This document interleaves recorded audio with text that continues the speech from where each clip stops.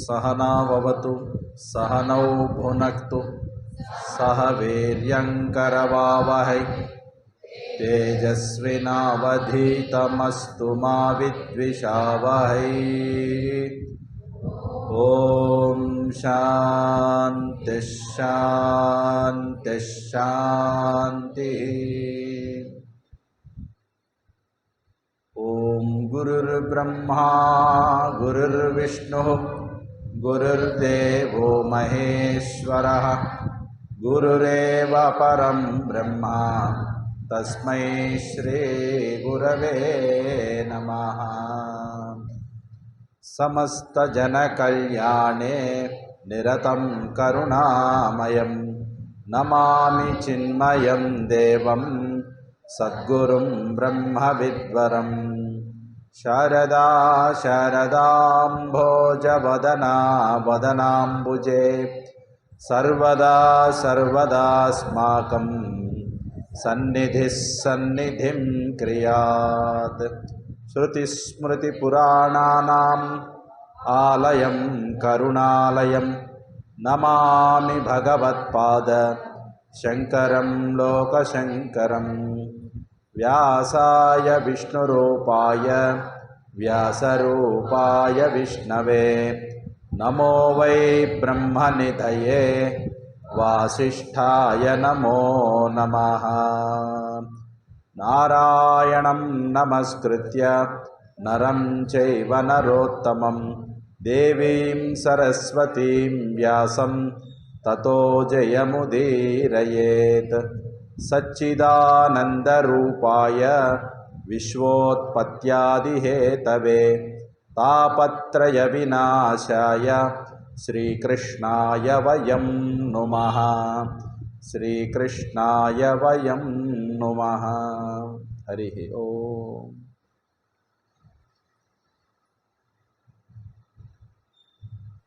అందరికీ హరి ఓం. ఏడుకోవళ్ళ ప్రాంగణంలో పరమ పవిత్రమైనటువంటి భాగవత సప్తాహం మనం నిర్వహించుకుంటున్నాము. ఈ సప్తాహము అనేటువంటిది ఎప్పటి నుంచి ప్రారంభమైంది, అసలు సప్తాహం అని ఎందుకంటారని మొన్న కూడా ఎవరో అడిగారు నన్ను. ఏమిటండి సప్తాహము అన్నారు. సప్తాహము అహము అంటే పగలు అని అర్థం, లేదా ఒక రోజు అని. సప్తాహము అని అంటే 7 రోజులు నిర్వహించుకునేటువంటి ఏదైనా సరే ఒక కార్యక్రమం. ఎందుకు 7 రోజులు అనంటే మనకున్నవి కూడా 7. ఏంటయ్యి?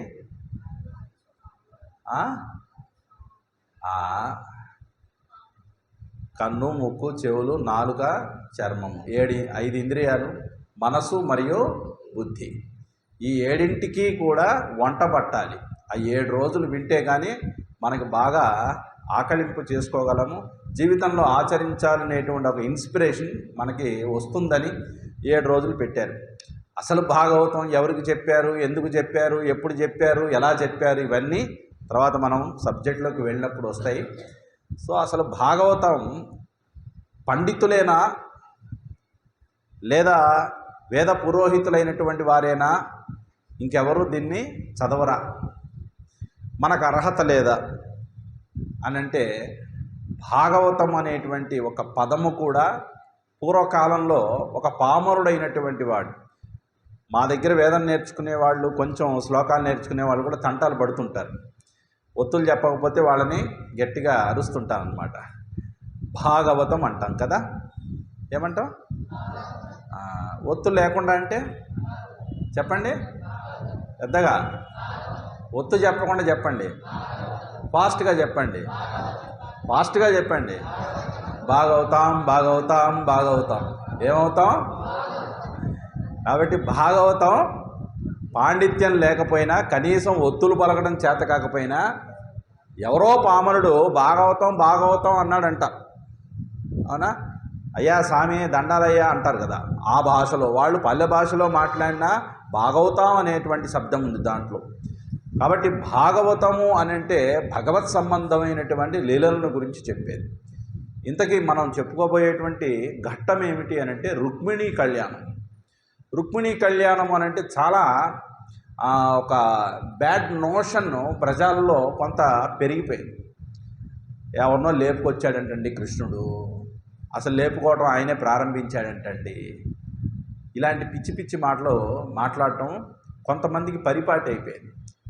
అసలు ఎవరిని తీసుకొచ్చాడు, ఆయన ఎవరు, ఆయన తత్వం ఏమిటి, ఇవన్నీ తెలుసుకోకుండా పైపైన కథాభాగాన్ని మాత్రమే తీసుకుంటే ఇలాంటి లేనిపోనటువంటి వ్యంగ్యమైన ధోరణిలో తులనాత్మకమైనటువంటి మాటలతో నిందించేటువంటి వాళ్ళు ఎక్కువైపోతున్నారు రాను లోకంలో. అవునా? ఏకాస్త భక్తి ఉండదు. అసలు వాళ్ళకి భగవద్భక్తిని పక్కన పెట్టండి, కనీసం తల్లిదండ్రుల మీద గౌరవం విలువ కూడా లేదు. అవునా? నిజమైనటువంటి ప్రేమ తల్లిదండ్రులపైన ఉంటే, నిజమైన ప్రేమ తల్లిదండ్రులపైన ఉన్నవాడికి తప్పకుండా దేశభక్తి ఉంటుందట. నిజమైన ప్రేమ తల్లిదండ్రులపైన ఉంటే వాడికి దేశభక్తి ఉన్నట్లయితే తప్పకుండా దైవభక్తి కూడా ఉండి తీరుతుంది. అందుకనే పూజ్య గురుదేవులు the service to the country is the service to the lord of lords అన్నారు. దేశభక్తియే దేవదేవుని భక్తి అన్నారు. అంటే మొట్టమొదట దేశాన్నే ముందు పెట్టారండి. మనం ఉంటున్నది దేశంలో, మన చుట్టూ ఉంటుంది సమాజం. దీని పట్ల సరి అయినటువంటి బాధ్యతని, సరి అయినటువంటి విధానంలో మనం నడుచుకోకుండా అవ్యక్తంగా ఎక్కడో మన కంటికి కనపడినటువంటి భగవంతుణ్ణి నన్ను రక్షించు, నన్ను పోషించు, నన్ను పాలించు, నాకు అన్నీ ఇవ్వు అని అంటే, చుట్టుపక్కల నీ పక్కల ఆకలితో అలమటిస్తున్న వాడికి తిండి పెట్టడం చేతగానటువంటి నీకు భగవంతుడు ఎందుకు ఇవ్వాలి? మానవత్వం మంట కలిసిపోయేటువంటి మనసుతో తిరుగుతున్న మనకి భగవంతుడు ఎందుకు కనిపిస్తాడు? ఎందుకు కనిపించాలి? అవునా కదా? కాబట్టి దేశము అనంటే మనం ఉంటున్నటువంటి ఒక దేశమే కాదండి. సంస్కృతంలో దేశము అనంటే మనం ఉంటున్నటువంటి ప్రదేశము. అసలు ఆధ్యాత్మిక సాధకుడికి దేశం ఏమిటి అనంటే ఈ విశ్వమంతా వాడి దేశమే, ఈ జగత్తు, ఈ బ్రహ్మాండం అంతా వాడి దేశమే. అవునా? అణువున అంతటా కూడా ఉన్నది ఆ భగవంతుడి యొక్క తత్వమే అని దర్శించేటువంటి స్థితిలో భక్తుడు ఉంటాడు. ఆ స్థాయికి ఎదగాలి. కానీ ఇప్పుడు మనం కూడా భక్తులమే. దేనికి భక్తులం? దేహ భక్తులం. 3 పూట్ల తిండి పెడతాము, మేకప్లు చేస్తాము, హెయిర్ స్టైల్స్, బట్టలు మంచి తొడుక్కుంటాము, సుఖపడటానికి అనేకమైనటువంటి సంభారాలు ఏర్పరచుకుంటాము. దీనికి ఆరోగ్యం బాగాలేకపోతే చూపించుకొని దీన్ని బతికించుకోవడానికి ఎంతో ప్రయత్నం చేస్తాము. దీన్ని ఏమంటారు అంటే, స్వచ్ఛమైన భాషలో ఆధ్యాత్మికంగా చెప్పాలనంటే ఏమంటారు? దేహ భావన, దేహ తాదాత్మ్యం అంటారు. స్పీడ్ తగ్గించండి, అంత స్పీడ్ అవసరం.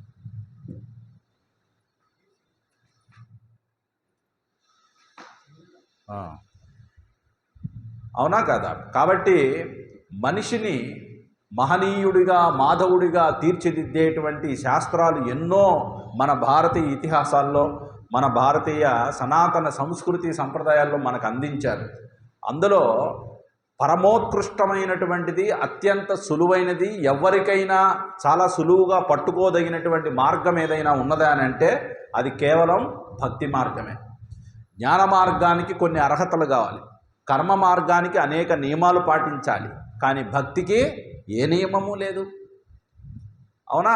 భక్త కన్నప్ప ఏ నియమాలు పాటించి శివుణ్ణి పూజించాడండి? చూడండి. అవునా కదా? భక్త కన్నప్పకి ఏది లేదు. అలాగే జనాభాయ్, అవునా, అక్షరం ముక్క రానటువంటి మహాత్ములు ఎంతమంది లేరు? భక్తులుగా చరిత్రలో, కీర్తిలో మనకి వాసికెక్కిన వాళ్ళు ఎంతమందిని మనం చూడలేదు. పరమ భాగవతోత్తములైనటువంటి చరిత్రలే ఎక్కువగా మనకు భాగవతంలో కనిపిస్తాయి.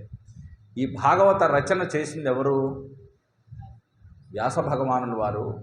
ఎందుకు చేశారు? ఎప్పుడు చేశారు? తెలుసా ఎవరికైనా?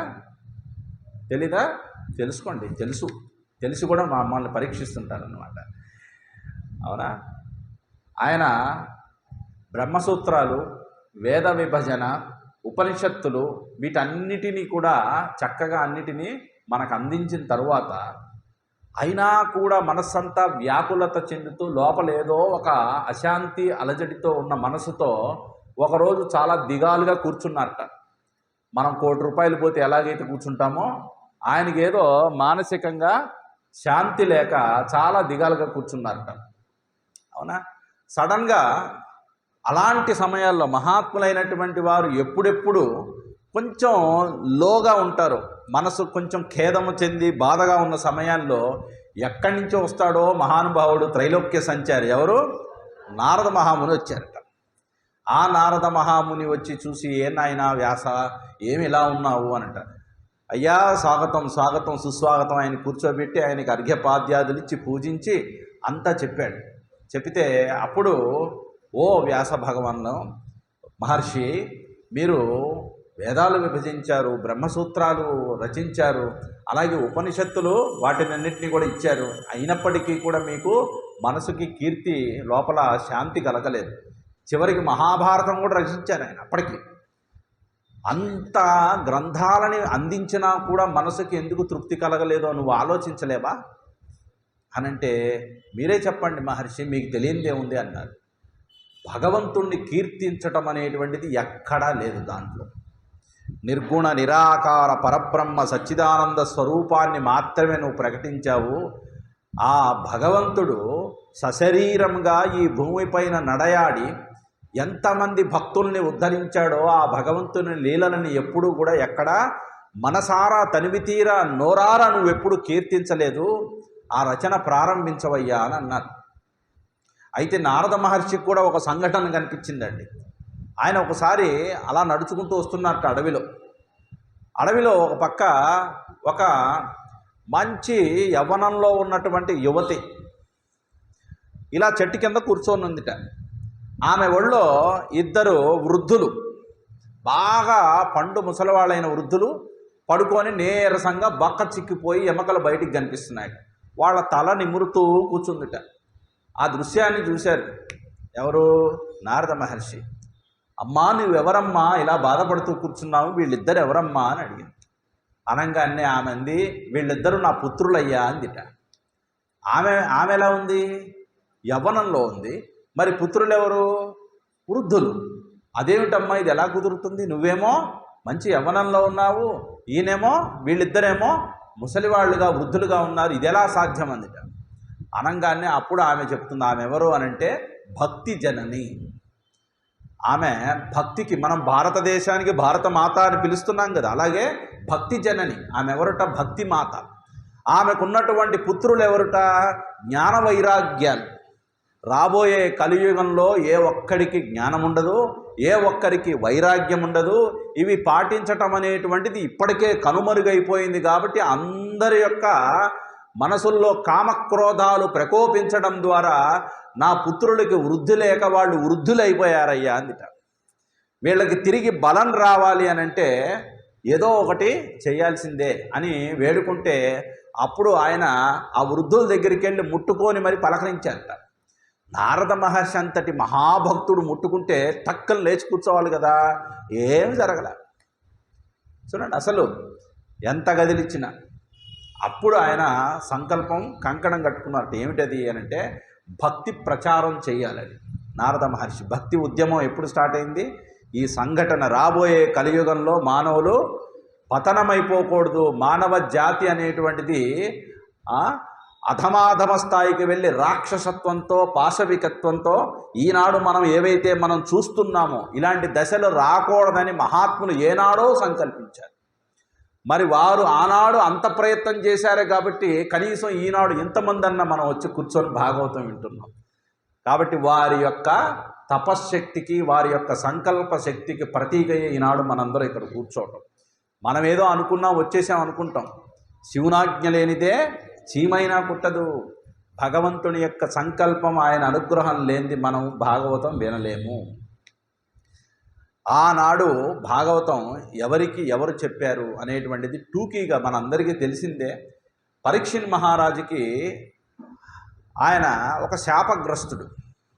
తక్షకుని చేత కాటు వేయబడి 7 రోజుల్లో చనిపోతాడు అని ఆయనకి శాపం.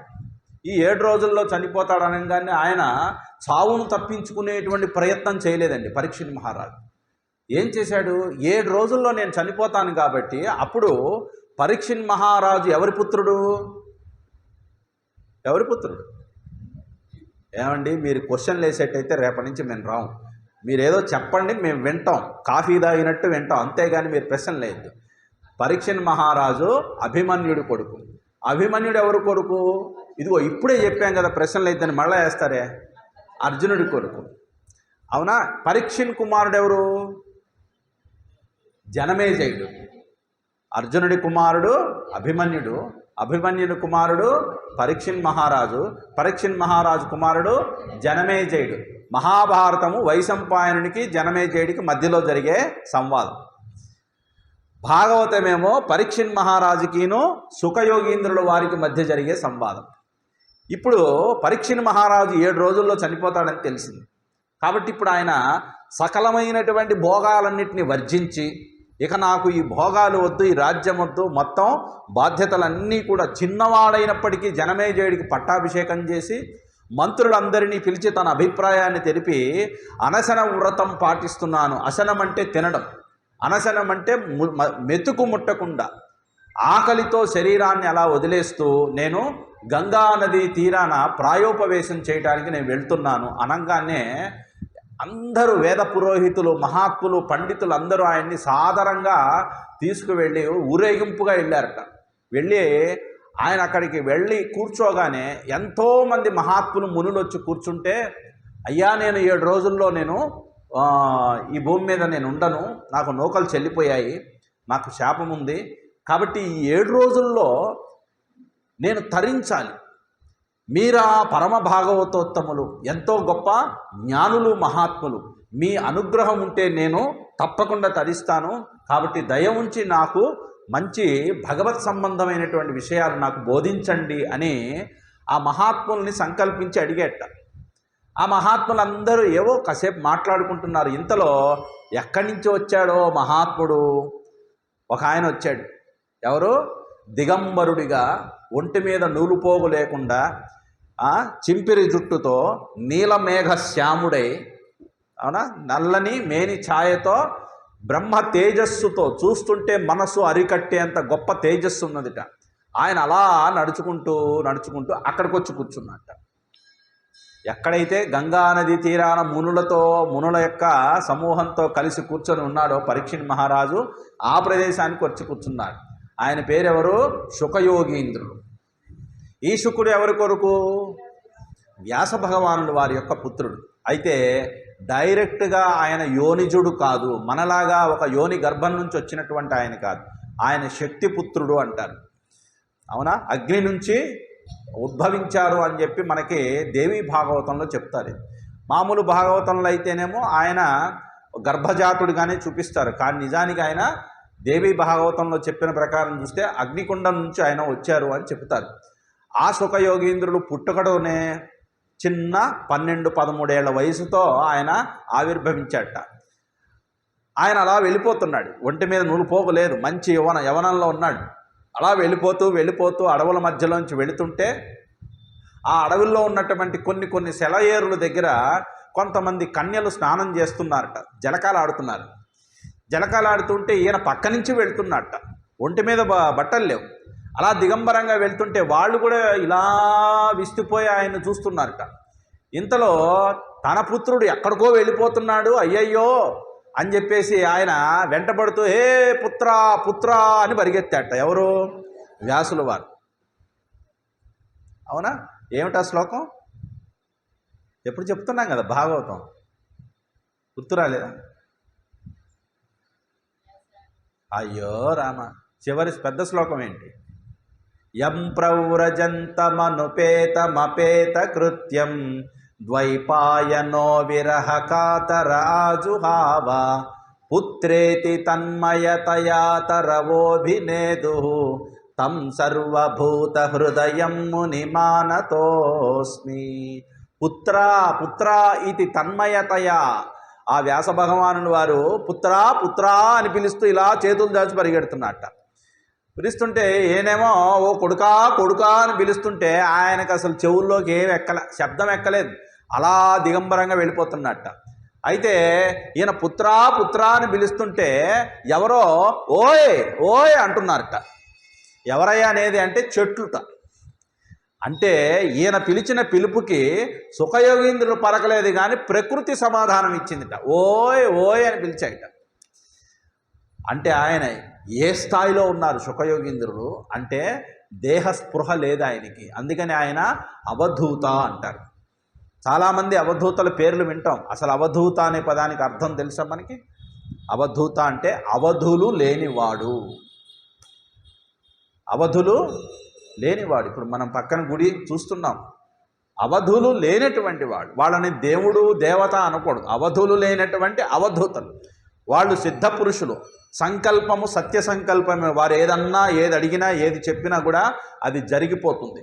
వాళ్ళు నరులుగా జన్మించి సిద్ధులు వశం చేసుకొని పరమ యోగ స్థితిలో నిలిచినటువంటి వాళ్ళు, దేహస్పృహను వదిలిపెట్టినటువంటి వాళ్ళు. వాళ్ళకి ఈ సమాజము కట్టుబాట్లు నీతి ఇవన్నీ వాళ్ళకి వర్తించవు. వాళ్ళు దే ఆర్ ఆల్ అబోవ్. అంటే మనం అనుకున్నటువంటి ఈ కట్టుబాట్లన్నిటికీ అతీతంగా ఉండేటువంటి వారు. ఏమండి వాళ్ళకి ఏ కట్టుబాట్లు లేనప్పుడు వాళ్ళు ఏదైనా చేయొచ్చా? వాళ్ళు ఏది పడితే అది చేయరు. ఎక్కడికి పడితే అక్కడికి రారు. ఎవరికి పడితే వాళ్ళకి కనిపించరు. ఎవరింటికి పిలిస్తే వాళ్ళ ఇంటికి వెళ్ళరు. వాళ్ళు ఎక్కడుంటారో కనుక్కోవడం మనకే చాలా కష్టమవుతుంది. వాళ్ళు ఎక్కడుంటారో అక్కడికి మీరు వెళ్ళి కలిస్తే ఆయనకి కలవాలనిపిస్తే కలుస్తాడే తప్ప మీరు డిమాండ్ చేసి ఏవేవో ఇచ్చేస్తే, మీరు గిఫ్ట్లు ఇస్తే ఆయన మిమ్మల్ని బలకరించరు. అవునా? ఎందుకని? వాళ్ళకి వస్తు వ్యామోహం లేనటువంటి వాళ్ళు. అవునా? నువ్వు లంచం ఇచ్చి నా వైపు చూడాలి అని అంటే చూడ్డు మహాత్ముడు ఎప్పుడు కూడా. అవునా కదా? కాబట్టి వీ హ్యావ్ టు వెయిట్. వాళ్ళ కోసం, వాళ్ళ అనుగ్రహం, వాళ్ళ చూపు, వాళ్ళ మాట కోసం వెయిట్ చేసేవాళ్ళు పూర్వకాలంలో. అలాంటి అవధూత స్వరూపమే సుఖయోగీంద్రుల వారు. అలాంటి ఆయన. అవునా? అదే వ్యాసుల వారు వెళుతుంటే అదే స్నానం చేసేటువంటి ఆ అబలలు ఆడవాళ్ళందరూ కూడా వెంటనే పక్కనున్నటువంటి వస్త్రాలు తీసుకొని ఆచ్ఛాదనం చేసుకున్నారట. గబగబ గబగబ కప్పేసుకున్నారట. ఆయనకు ఆశ్చర్యం వేసింది. నేనా పండు వృద్ధుణ్ణి, మావాడ మంచి యువకుడు, వాడేమో దిగంబరంగా యువకుడై మీ ముందు పోతూ ఉంటే మీరు ఎటువంటి ఆచ్ఛాదనం చేసుకుండా నోరెళ్ళబెట్టి వాడిని అలాగే చూశారు. నేను కామక్రోధాలు ఉడికిపోయినటువంటి ఒక ముసలివాడిని నేను నడుచుకుంటూ వస్తుంటే పితృ సమానమైన నన్ను చూసి సిగ్గుతో మీరు అన్నీ ఆచ్ఛాదనం చేసుకున్నారు, ఇదేం విడ్డూరం అమ్మా అని అడిగేట. అడిగితే మీరు ఆ క్వశ్చన్ అడిగారు కదండి, అందుకే మేము కప్పుకున్నాం అన్నారట. అంటే ఏంటి? మీకు మేము స్త్రీలమి, మీరు పురుషులు అనే భేదం మీకు ఉందండి. ఆయనకి స్త్రీ పురుష భేదము లేదు. ఆయన స్త్రీ పురుష రూపాలకి అతీతమైనటువంటి పరబ్రహ్మ స్థితిలో రమిస్తున్నాడు ఆయన. మాకు ఎటువంటి భేదభావన మాకు అనిపించలే. ఆయన్ని చూస్తుంటే మా స్వరూపాన్ని చూచినటువంటి ఒక తన్మయత్వం మాకు కలిగింది. కాబట్టి అలాంటి మమైక స్థితిలో ఉండేవారట సుఖయోగీంద్రులు. ఆయనకు ఉన్నటువంటి లక్షణం ఏమిటంటే, ఎక్కడైనా గోవు పాలు పిండితే ఎంతసేపు పడుతుందో అంతసేపు తప్ప ఎక్కువసేపు ఎక్కడ కూర్చోరట. అలాంటిది మరి సుఖయోగీంద్రులు పరీక్షిన్ మహారాజు భాగ్యమా అంటూ ఆనాడు ఈయన మహాత్ములైనటువంటి మునులందరినీ ప్రశ్నించిన తక్షణమే అప్పటికప్పుడు వచ్చేసారండి. ఆయన ఎవరు ఇన్వైట్ చేయలే. సుఖయోగీంద్రులు వచ్చి కూర్చున్న తరువాత అప్పుడు ప్రారంభమవుతుంది అసలు భాగవతం. అప్పుడు పరీక్షిన్ మహారాజుకి లోపల ఉన్నటువంటి ఆ ప్రేమతో, ఆ లోపల ఉన్నటువంటి భక్తిభావంతో ఆయన్ని సమీపించి పాద నమస్కారం చేసి అప్పుడు భక్తి తత్వాన్ని, భగవంతుని యొక్క లీలా గుణాలని ఆయన అడిగి మరీ తెలుసుకుంటారు. ఇక్కడ భాగవతంలో రుక్మిణీ కళ్యాణం ఏమిటి, ప్రహ్లాదుడి ఘట్టం ఏమిటి, అలాగే అనేకమైనటువంటి భక్తుల చరిత్రలు అన్నీ చెప్పిన తర్వాత ప్రతి కథ తర్వాత చిట్ట చివరిలో అజామిళోపాఖ్యానం మొదలైనవన్నీ తీసుకుంటే చివరిలో ఫలశ్రుతి అని చెప్తారు. అవునా కదా? మనం కూడా విష్ణు సహస్రనామాలు చదివామంటే వెంటనే ఫలశ్రుతి చదవకపోతే ఏమైపోతుందో అని చదివేస్తాం. లలితా సహస్రనామం అయిపోగానే ఫలశ్రుతి చదవకపోతే ఏమైపోతుందో అని చదివేస్తాం. మరి భాగవతంలో కథలకి కూడా ఫలశ్రుతి ఉంది. అంటే ఇది చదివితే, ఇది వింటే, ఇది భావిస్తే, ఇది స్మరిస్తే నీకేమొస్తుందో చెప్పారు. ఇంతకీ చెప్పింది ఎవరు? ఇప్పుడు చెప్పింది? భాగవతం. శుకుడే కదా. ఎవరికి చెప్పారు? శుకుడికి ఫలంతో పనుందా? ఏమైనా సుఖాలు భోగాలు కావాలా? అవసరం లేదు. పరీక్షణ్ మహారాజుకు అవసరమా? లేదు. ఆయనకో అన్నీ వదిలిపెట్టి వచ్చిన ఆయనకి ఫలశ్రుతి ఎందుకు? మరి అయినా ఫలశ్రుతి ఎందుకు చెప్పారు? ఆనాడు ఎప్పుడో చెప్పినటువంటి భాగవతంలో ఫలశ్రుతి కూడా ఎందుకు పెట్టారు అంటే, మనలాంటి వాళ్ళు వినబోతాము, ఈ భాగవతం మనం చెప్పుకుంటాము, ఆ విన్నవాళ్ళు లోపల అనేకమైన తాపత్రయాలతో మనసు ఉడికిపోయి ఉంటుంది. వాళ్ళ యొక్క మనసుని పవిత్రీకరణ చేసి బుద్ధిని సరిదిద్ది వాళ్ళ జీవితంలో సరి అయినటువంటి దృక్పథంతో వారి జీవితాన్ని మార్చుకునే విధంగా వాళ్ళ యొక్క వ్యక్తిత్వాన్ని తీర్చిదిద్దాలని ఈ ఫలశ్రుతులు ఎందుకు పెట్టారు అనంటే, పాపం పోతుందనే మనకి చాలా చోట్ల వస్తుంది. జన్మ జన్మాంతరాల పాపాలు వదిలిపోతాయి. ఏ విధంగా రుక్మిణీ కళ్యాణం చేసుకున్న వాళ్ళకి తొందరగా పెళ్లి కాని వాళ్ళకి పెళ్లి జరుగుతుంది, పెళ్ళైన వారికి ఏమో దాంపత్యాల గోలుండదు. అవునా? ఆల్రెడీ పిల్లలు ఉన్న వాళ్ళకేమో పిల్లల తల్లిదండ్రులను వదిలిపెట్టరు. ఇలాంటి ఫలశ్రుతులన్నీ ఉంటాయి. లేకపోతే మనం వినం కదా, మన కోరిక తీరేట్లయితేనే మేము రుక్మిణీ కళ్యాణం వింటాం అనుకుంటాం. అవునా? ఇంకొక నోషన్ ఉందంటే, పెళ్లిగైన అమ్మాయి కొరకే రుక్మిణీ కళ్యాణం అనుకుంటున్నాం. కాదండి, అసలు రుక్మిణీ కళ్యాణము కథాభాగం అంతా ఆంతర్యం ప్రతి ఒక్క వ్యక్తికి అన్వయించుకోదగినది. ఆబాల గోపాలం అంటారు. ఆబాల గోపాలం అంటే పసివాడు మొదలుకొని పండు వృద్ధుడు వరకు ప్రతి ఒక్కరికి అన్వయించుకొని దాన్ని అర్థం చేసుకొని జీవితంలో ఆచరించదగినటువంటి గొప్ప తాత్విక రహస్యాలు రుక్మిణీ కళ్యాణంలో ఉన్నాయి. ఇంతకీ పరీక్షణ్ మహారాజు ఈ భాగవతాన్ని సుఖయోగీంద్రుల వారి దగ్గర వింటూ ఇంతకీ ఆయన ఏం కోరుకున్నారు అనంటే, పోతనామాచ్యుల వారు దాన్ని చక్కటి తెలుగు పద్యంలో మనకి పెట్టారు. మనందరికీ చిన్నప్పటి నుంచి మనం వింటున్న పద్యాలే, కాకపోతే మనం చదవం అనుకోండి, వాటిని బట్టి పట్టడం పిల్లలకి నేర్పడం మనకు తెలియదు. అయినప్పటికీ మనం చదువుకోవడం వల్ల ఆ తెలుగు భాగవతానికి ఉన్నటువంటి ప్రత్యేకత మీకు తెలుసు. తెలుగులో పోతనామాచ్యుల వారు భాగవత రచన చేసిన తరువాత ఈ భాగవతాన్ని తనకు అంకితమీయమని ఆనాడు రాజు ఆయన్ని బలవంతం పెడితే, అయ్యా నేను భగవంతుని యొక్క మహిమని కీర్తించానంతే, నేను ఈ భాగవతం చేయలేదయ్యా, పలికెడిది భాగవతమట, పలికించెడువాడు రామభద్రుండట, నే పలికిన భవహరు మహునట. అది ఆయన చెప్పింది. అవునా?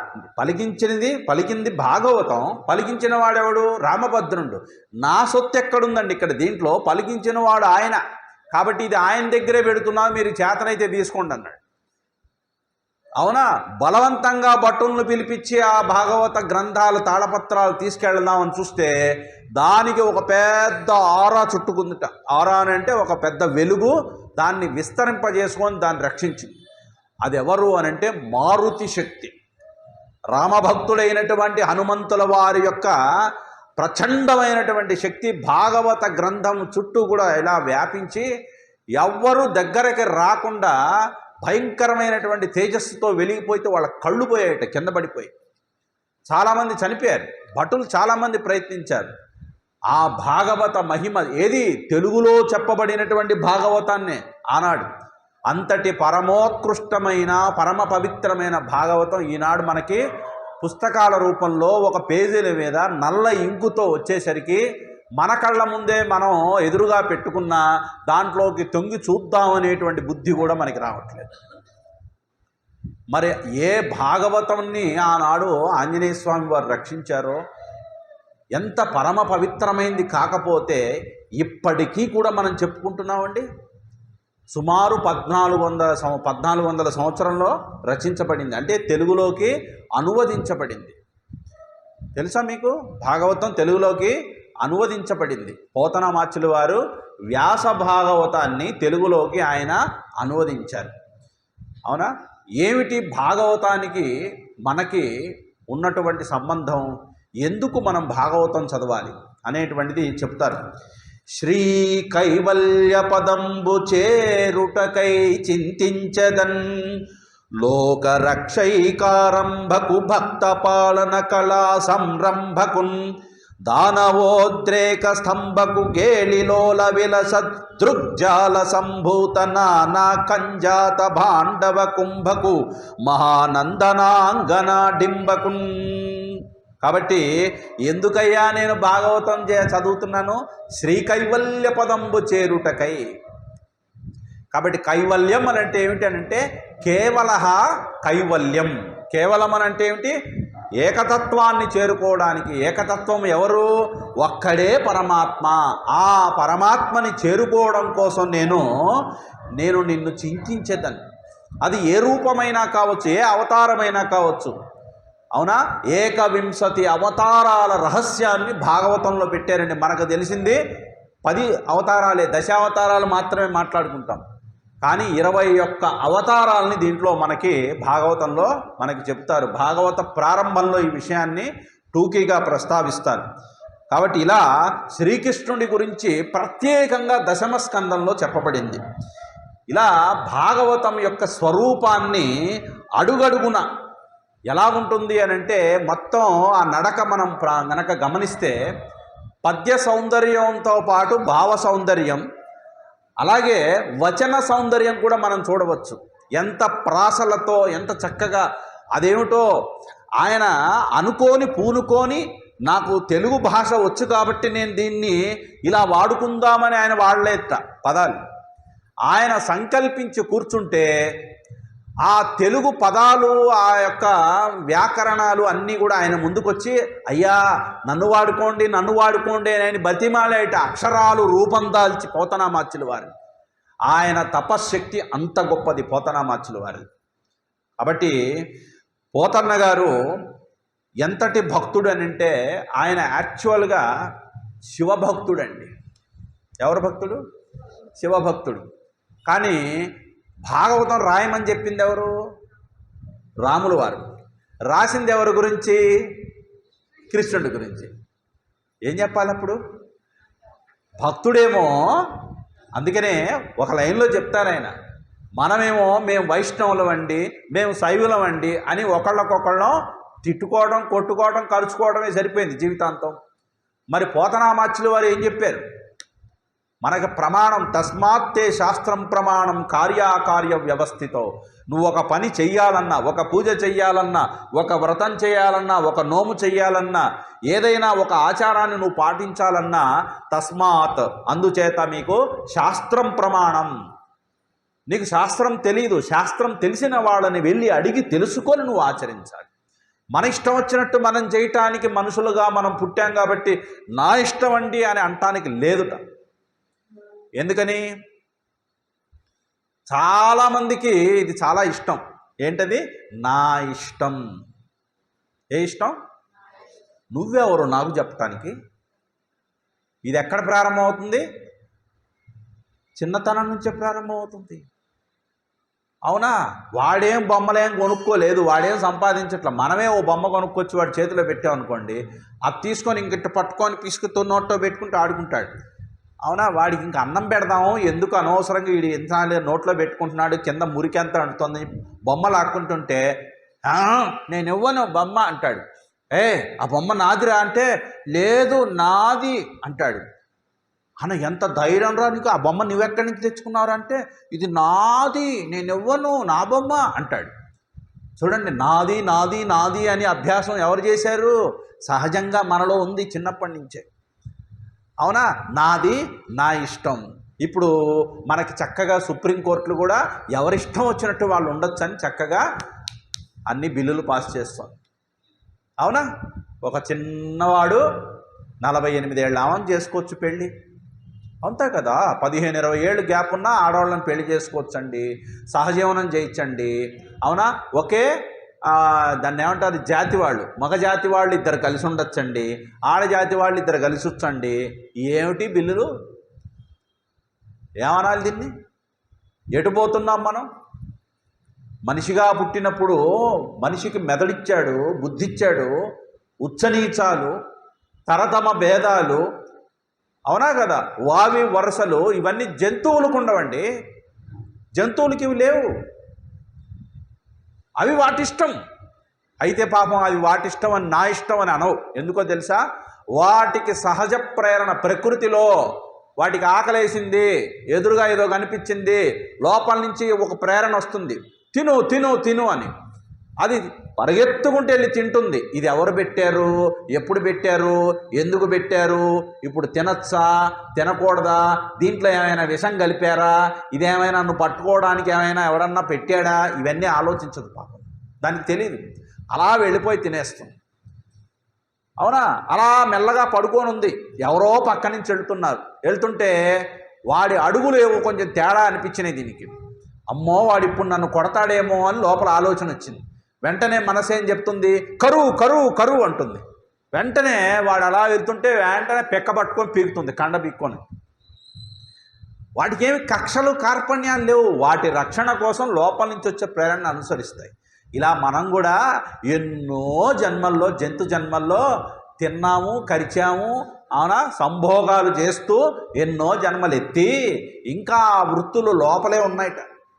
అవి ఇంకా కొనసాగుతూనే ఉన్నాయి. దేహం మారింది, మానవుడిగా దేహం తీసుకున్నానే తప్ప ఇంకా తిను తిను తిను, ఇంకా కరువు కరువు కరువు. అప్పుడు కరువు, ఇప్పుడేమో కొట్టు, పోట్లాడు, కొట్టు, చంపు, దోచుకో. అవునా? లోపల ఆ వృత్తులు లోపల నుంచి ఎగసిపడుతున్నాయి. మన మహర్షులు జంతువుగా ఉన్నప్పుడు పర్వాలేదు ఇలాంటి భావాలు, ఎందుకంటే అది జంతు జన్మ. మరి మనిషిగా వచ్చినప్పుడు కూడా ఇలాంటి భావాలకి అడ్డుకట్ట వేయకపోతే ఏమైపోతుంది సమాజం? తెలివిగా తప్పులు చేయటం నేర్చుకుంటాడు. ఇప్పటికి ఆల్రెడీ చేస్తున్నారనుకోండి. చాలా అత్యంత ప్రమాదకరమైన పరిస్థితులు. భూమి మీద ఒక్క మానవుడు కూడా బతికుండడు. కాబట్టి వీడికి ఒక హద్దు పెట్టాలి, ఒక భయం పెట్టాలి అని అప్పుడు రెండింటిని పెట్టారండి. ఏమిటది అంటే ధర్మం అనేటువంటి ఒక సరిహద్దు. ఏంటది? ధర్మం అనే ఒక సరిహద్దు, భగవంతుడు అనే ఒక భయం. ఈ రెండు లేకపోతే మనిషి కాదండి. ధర్మం అనే సరిహద్దు, నేను ఏం చెయ్యాలి, ఏమి చెయ్యకూడదు, యుక్తాయుక్త విచక్షణ ఉండాలి. ఈ విచక్షణ జ్ఞానం లేకపోతే నేను మనిషిని కాదు. భగవంతుడనే భయం కూడా ఉండాలి. అదేమిటో ఆయన వచ్చి కొట్టేస్తాడని కాదు. అవునా కదా? ప్రభుత్వం అంటే భయం ఉందా లేదా మనకి? ఎక్కడ పడితే అక్కడ ఇష్టం వచ్చినట్టు కార్యకలాపాలు. గంజాయి ప్యాకెట్ తీసుకుని రోడ్డు మీద తీసేసి ఇదిగో రండి అందరు తీసుకోండి అని అంటామా? ఎందుకని? ప్యాకెట్ బయటికి తీయటానికి భయపడతాడు. ఎందుకని? అది బయటికి కనిపిస్తే చట్టరీత్యా నేరము, ఒక్కసారి పట్టుబడితే వాడిని తీసుకువెళ్ళి ఒక 6 సంవత్సరాలు జైల్లో వేస్తారని భయం. దేనికి భయపడుతున్నావు? ప్రభుత్వానికి భయపడుతున్నావు. అవునా కాదా? ప్రభుత్వమే కదా చట్టాలు చేసేది. అవునా? ప్రభుత్వం రూపం ఏమిటండి? ప్రభుత్వానికి రూపం ఉందా? అదేమైనా ఒక మనిషా?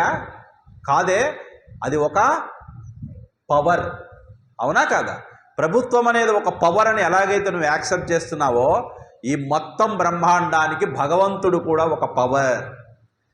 ప్రభుత్వాన్ని మనం చూడలేం, అలాగే భగవంతుడిని కూడా నువ్వు చూడలేవు. సిమిలారిటీస్ ఉన్నాయా లేదా? అవునా? ప్రభుత్వం యొక్క శక్తి ఎక్కడెక్కడ వస్తుందండి? ఎక్కడ వ్యక్తమవుతుంది? పోలీస్ స్టేషన్లో, కోర్టులో. అలాగే భగవంతుడి శక్తి ఎక్కడ వ్యక్తం అవుతుందండి? గుళ్ళల్లో, దేవాలయాల్లో, అలాగే పూజా మందిరాల్లో. అవి ఎలా వ్యక్తమవుతున్నాయో మనకి తెలుస్తుందో ఇవి కూడా అలాగే వ్యక్తమవుతున్నాయి. మనం యాక్సెప్ట్ చేయాల్సినటువంటివి ఇవన్నీ సైంటిఫిక్గా కూడా మనం ఆలోచిస్తే. కాబట్టి మన ఋషులు ధర్మం అనేటువంటి హద్దులో 4 భాగాలు పెట్టారు. ఏమిటది? ధర్మ, అర్థ, కామ, మోక్ష, చతుర్విధ పురుషార్థాలు అన్నారు. అంటే అర్థకామాలు భోగించద్దని చెప్పలేదు. ఎలా భోగించాలి? మొట్టమొదట పెట్టింది ఏమిటి? ధర్మం.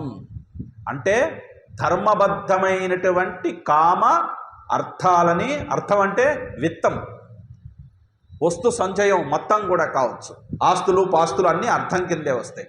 కాబట్టి ఇవన్నీ ధర్మబద్ధంగా నువ్వు సంపాదించుకో.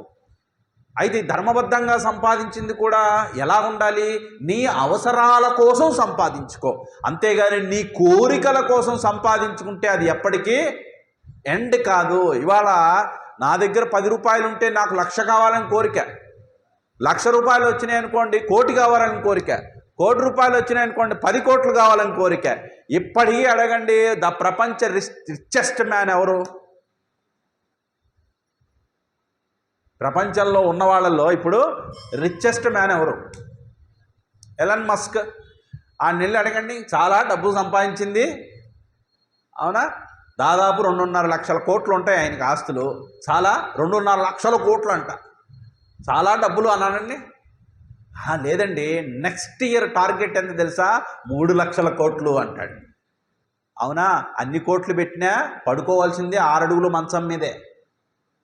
అన్ని కోట్లు సంపాదించినా తినేది ఒక చిన్న ప్లేట్లో భోజనమే. అన్ని కోట్లు సంపాదించినా నిద్రపోయేది 6 గంటలే. అన్ని కోట్లు సంపాదించినా బతికేది భూమి మీద 60-70 ఏళ్లే. చావును తప్పించగలమా? రోగాలు రాకుండా నివారించగలమా? అవునా కదా? ఎన్ని కోట్లు సంపాదించినా మనిషికి కోరిక మాత్రం ఆగదు. అందుకనే అవసరం కోసం సంపాదిస్తే మనిషికి తృప్తి అనేది ఉంటుందండి. కోరిక కోసం సంపాదించుకుంటూ పోతే మనిషికి తృప్తి అనేది లేదు. అందుకని ధర్మము అనేటువంటి దాంట్లో ఏం పెట్టారు అని అంటే, భగవంతుని యొక్క స్మరణ, భగవంతుడి యొక్క లీలాగాథల యొక్క శ్రవణము, భగవద్ అర్చన, భక్తి అనేటువంటి వాటిని ధర్మంలో భాగంగా పెట్టారు. అందుకనే ధర్మాచరణ అని అంటే, చాలామందికి ధర్మం అంటే ఏమిటో తెలియదు. ధర్మాచరణ అంటే ఏమీ లేదు. మాతృదేవో భవ, పితృదేవో భవ, ఆచార్య దేవో భవ, అతిథి దేవో భవ. ఇంకా నీకు వీలైతే అన్ని ప్రాణులని కూడా భగవత్ స్వరూపంగా భావించటం కూడా నువ్వు నేర్చుకో. ఇదే ధర్మం, భాగవత ధర్మం అంటారు దీన్ని. కాబట్టి ఇది మనకి మన మహర్షులు మనకు అందించినటువంటి అద్భుతమైనటువంటి సంప్రదాయం. ఈ సంప్రదాయంలో మనిషి మహనీయుడు అవ్వడానికి అత్యంత ఉపకరించేటువంటి అతి సులువైనటువంటి మార్గం ఏది అనంటే భక్తి. ఏమిటి భక్తి? భక్తి అనంటే ఓ కొబ్బరికాయలు కొట్టేయటం, ఓ పూలాలంకరణ చేసేయటం, ఓ ప్రసాదాలు పెట్టేయటం. చాలామందికి ఏమిటంటే ఈ ఎక్స్టర్నల్ డిజైనింగ్, ఎక్స్టర్నల్ పారాఫెర్నలియా అంటే అంగరంగ వైభవంగా బయట చేసుకునేటువంటి బాహ్యమైనటువంటి వీటికే మనం ఎక్కువ ప్రాధాన్యతనిస్తున్నాం.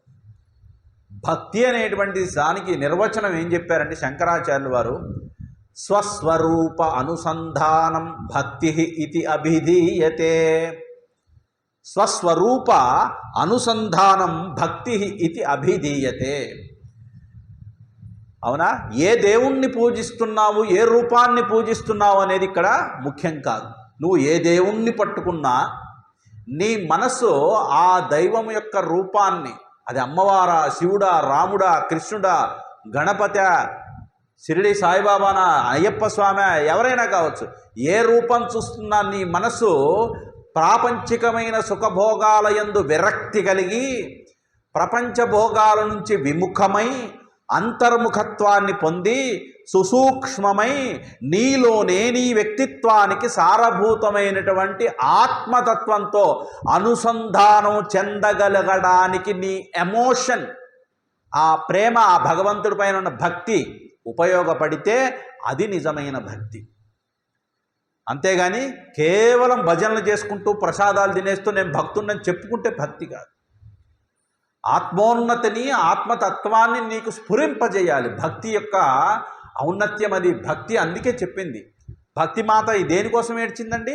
జ్ఞాన వైరాగ్యాలు వృద్ధులైపోయారు. ఈ జ్ఞాన వైరాగ్యాలు దేని గురించి చెప్తున్నాయి? నీ స్వరూపం గురించే చెప్తున్నాయి. కాబట్టి ఈ స్వరూపము మనలో ఉన్న స్వరూపం మనకు కనపడదు. కాబట్టి భాగవతంలో మనకి ఆ స్వరూపాన్ని కృష్ణుడి రూపంలో ఊహించుకోమని చెప్తుంది. ఆ రూపంలో ఉన్న ఆ భగవంతుని యొక్క లీలలని, గాథల్ని వింటుంటే అవి ఎక్కడ జరిగాయి? కళ్ళు మూసుకుంటే అవన్నీ నీలోనే జరిగినట్లుగా నువ్వు భావన చేసుకోవచ్చు. అంతటి తన్మయత్వాన్ని పొందిన పరమ భాగవతోత్తములు ఎవరో తెలుసా? ఈ లోకంలో ఎవరో తెలుసా? గోపికలండి. కృష్ణుడు శరీరాన్ని వదిలిపెట్టాడు, ఆయన అవతార సమాప్తి జరిగింది అని తెలిసిన తక్షణం వాళ్ళు యమునా నదిలో దూకేసి ప్రాయోపవేశం చేసుకున్నారండి. శరీరాన్ని తను ఛాలెంజ్ చేశారు. గోపికలు అందరూ 16,000 మంది గోపికలు. వాళ్ళని ఏదో భార్యలు అంటారు, భార్యలు కాదండి, ఆయన్ని ఆశ్రయించినటువంటి ఆయన రక్షకుడిగా వాళ్ళందరికీ ఆశ్రయం ఇచ్చాడు. 16,000 మంది గోపికలు ఆయన నాథుడుగా వాళ్ళు ఎంచుకున్నారు. రండి రండి మిమ్మల్ని అందరినీ పెళ్లి చేసుకుంటారని ఆయన ఎక్కడ అనలా.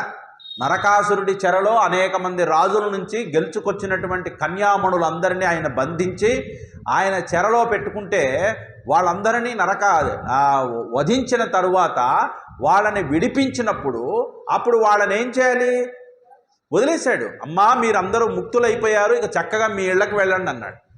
వెళ్ళమంటే వాళ్ళు అన్నారు, ఇప్పుడు ఎన్నో సంవత్సరాలు అయిపోయింది, మేము బాలికలుగా ఉన్నప్పుడు తీసుకొచ్చాడు, ఇప్పుడు మేము యువతలమయ్యాము, ఇప్పుడు మేము మా ఇంటికి వెళ్తే మా అమ్మ నాన్నలు లోపలికి రానిరండి, మమ్మల్ని యాక్సెప్ట్ చేయరు, ఎక్కడెక్కడికి వెళ్ళావో, ఏమేం తిరిగావో, ఎవరి దగ్గరికి వెళ్ళావో, అసలు నువ్వు ఎలా ఉన్నావో మాకేం తెలుసు, అసలు నువ్వు మా అమ్మాయివో కాదో మాకేం తెలుసు, ఎందుకంటే ఆ కాలంలో బ్లడ్ టెస్టులు డిఎన్ఏ టెస్టులు లేవుగా, అవునా కాదా, కాబట్టి యాక్సెప్ట్ చేయరు, మేము ఇంటికి వెళ్తే మా పరువులు నిలవవు, మాకు విలువ ఉండదు అన్నారు.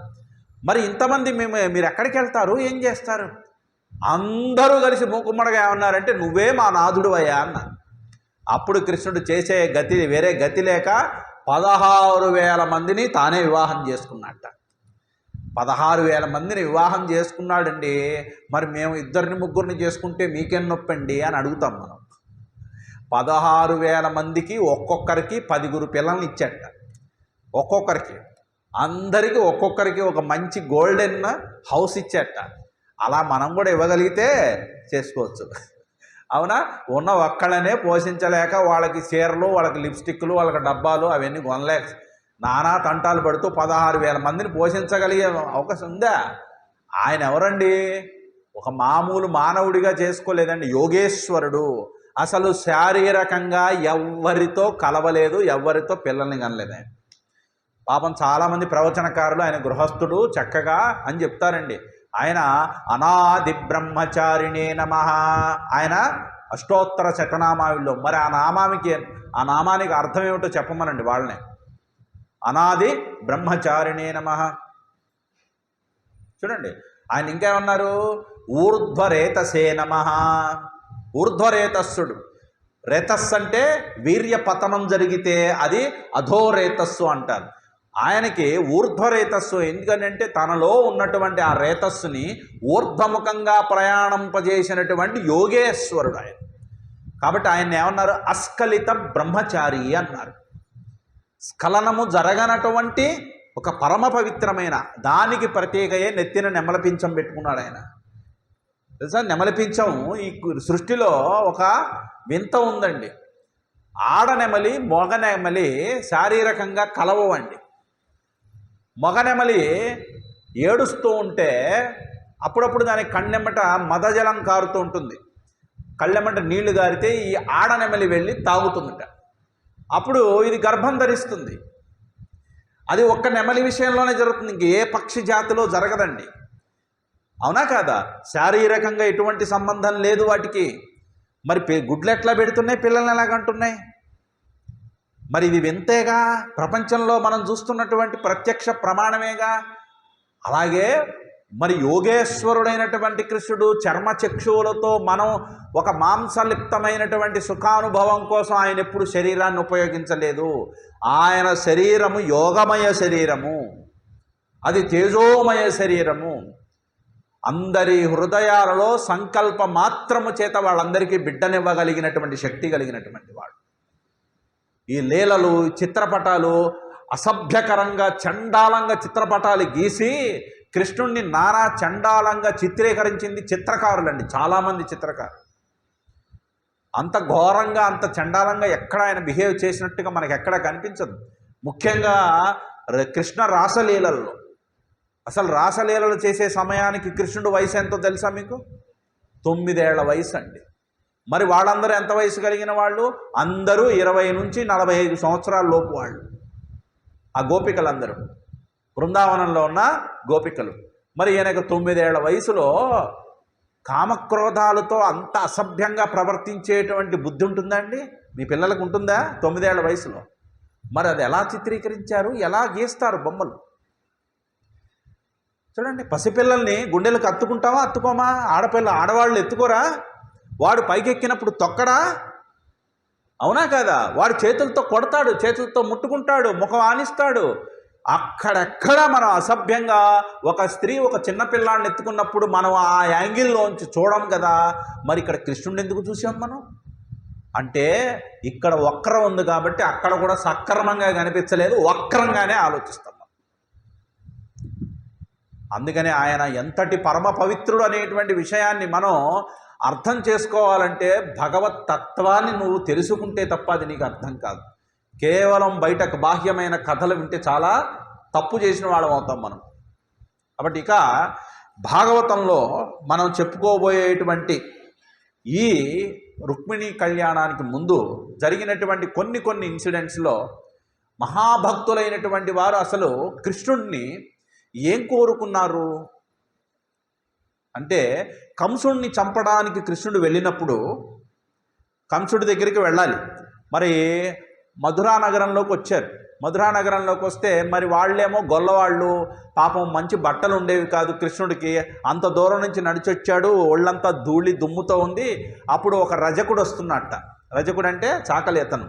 బట్టలు మంచి పట్టు వస్త్రాలు, రాజుగారి ఆస్థానంలో వాళ్ళ బట్టలన్నీ పెట్టుకొని వస్తుంటే, ఓ రజక మహాశయ, బలరామకృష్ణులు ఇద్దరు కూడా అడుగుతారు, మా ఇద్దరికి బట్టలు మంచిగా లేవు, మేము రాజుగారి సందర్శనం వెళ్తున్నాము, ఓ 2 జతలు మంచి బట్టలు ఉంటే ఇవ్వరాదు, మేము కట్టుకొని లోపలికి పోతాం అన్నారు. అనగానే వాళ్ళు అన్న మాటలు అంటే పోతనామాచ్యుల వారు దాన్ని ఎంత చక్కగా చెప్పారంటే, ఎట్టెట్రా మనుజేంద్రు చేలములు మీకాబాడియే మీరలుంగట్టబోలుదురే పయోఘృత దధిగ్రాసముల్ మత్తులై ఇట్టాడం జనంగ గొల్లలకు మీకెబ్బంగి నోరాడెనిన్ కట్ట ప్రాణము కోలుపోయేదరు సుమి కంసోద్ధకిన్ బాలక. మీరెవరు? మీ యొక్క జీవన విధానం ఏమిటి? బాగా నెయ్యిను పాలు బాగా తాగి మదించి అడుగుతున్నారా మీరు బట్టలు? రాజుగారి వస్త్రాలు కావాలా మీకు? మీకు ఆ స్థాయి ఉందా అని చెప్పేసి అనంగా రామకృష్ణులకి ఇద్దరికీ కూడా కోపం వచ్చేసింది. వాడిని చితకబాదారు. ఎవరిని? రజకుడిని చితకబాది వస్త్రాలు తీసుకొని కట్టేసుకొని కొంచెం దూరం పోగానే అందులో ఎదురుగా ఇంకొక ఆయన వస్తాడు. ఆయన పేరు ఏం పేరు? సుధాముడు అని పేరు కలిగిన ఒక మాలాకారుడు. అంటే రాజుగారికి మాలలన్నీ కూడా చక్కగా అనేక రకాల పూలతో కుట్టించేటువంటి వాడు మాలాకారుడు వస్తే, ఆయన వీళ్ళిద్దరిని చూడగానే ఆ మాలలు ఎవరి కోసం తీసుకెళ్తున్నాడో తెలియకుండానే వాళ్ళిద్దరి మెడలో వేసేసేట చెరొకటి. ఆ రూపం చూడండి, ఆ వైభవము. బలరామకృష్ణులు ఇద్దరు వస్తుంటే ఈయనకు తెలియకుండానే అసలు ఈ మాలలు వారి మెడలో చేరితే కదా అందం వాటికి అని చెప్పి వాడి మెడలో వేసేట. వేసిన తర్వాత అప్పుడు బలరామకృష్ణులు ఇద్దరు ఎంతో దాన్ని ఏమంటారు, దాన్ని వాత్సల్యంతో, ఒక ఆప్యాయంగా, ఓ సుధామా, ఇంత అద్భుతమైనటువంటి మాలలు వేసావు, ఎంత సుగంధం వెదజల్లుతున్నాయి, నీకేం కావాలి కోరుకో అని అడిగాను. ఏం కావాలి కోరుకోమంటే, నాకేం కావాలి, నాకేమీ కోరికలు లేవు స్వామి అన్నారు. అలా కాదు లేవయ్యా, నీకేం కావాలో కోరుకో ఇచ్చేస్తా అన్నట్ట కృష్ణుడు. అప్పుడు ఆయన కోరినటువంటి కోరికని పోతనామాచ్యుల వారు మన తెలుగునాట ప్రతి ఒక్కరి నోట పలకగలిగినటువంటి పద్యం, ఇంతకుముందు పలికిన పద్యం, ఇప్పుడు మనం ఎవరు పలకని పద్యం ఇప్పుడు మనం పలకబోతున్నాం. అవునా? ఏమిటది? ఒకప్పుడు ప్రతి ఒక్కరి నోట పలికిన పద్యం, ఈనాడు ఏ ఒక్కరి నోట పలకని పద్యం, ఇప్పుడు మనం పలకబోయే పద్యం. ఏమిటా పద్యం చెప్తాను, మీరు చెప్పండి. నీ పాద కమల సేవయు నీ పాదార్చకుల తోడి నెయ్యమున్ నితాంతాపారభూత దయయును తాపసమందార మాకు దయసేయగదే. కోరుకుంటే వజ్రాలు వైడూర్యాలు మాణిక్యాలు ఇవ్వగలిగినటువంటి కృష్ణుణ్ణి ఏం కోరుకున్నారండి? నీ పాద కమల సేవయు. అయ్యా స్వామి, నీ పాదాలను దర్శించుకొని వాటిని అలా ముట్టుకొని మేము దర్శించుకోగలిగే భాగ్యం మాకివ్వు. వాటిని చక్కగా కడగనివ్వు, ఆ నీటిని మా నెత్తిన చల్లుకోనివ్వు, వాటిని నిత్యము దర్శించుకునేటువంటి భాగ్యం మాకు కల్పించు. నీ పాద కమల సేవయు. నీ పాదార్చకులతోడి నెయ్యమును. అలా ఎల్లప్పుడూ నా పాదాలు కడుక్కో అని చెప్పి నా ఎదురు నువ్వు ఉండవు కదా. మరి నువ్వు లేనప్పుడు మేము ఎలా ఉండాలి? నీ పాదార్చకులతోడి నెయ్యమును. నీ పాదాలనే స్మరించేటువంటి వారితో మాకెప్పుడు కూడా సాంగత్యం ఏర్పరచు. అంటే సత్సాంగత్యం మాకు కలగాలి. మేము ఎక్కడికి వెళ్ళినా వాళ్ళందరికీ కూడా భాగవతం యొక్క ప్రేమ హృదయంలో ఉన్నవారిని మాకు దరిచేర్చు. ఇది ఎలా సాధ్యమవుతుందని అంటే ఒక్క విషయం జ్ఞాపకం పెట్టుకోండి. చాలామందికి ఇప్పుడు టీవీల్లోనూ ఈవెన్ పొలిటికల్ లీడర్స్ పెద్ద పెద్ద అరుపులు వేసుకుండి సనాతన ధర్మము సనాతన ధర్మం అని చెప్పి భూమి బద్దలయ్యేట్టుగా తెగ తెగ అరుస్తున్నారు. I am asking the question, what is Sanatana Dharma? సనాతన ధర్మం అంటే ఏమిటి?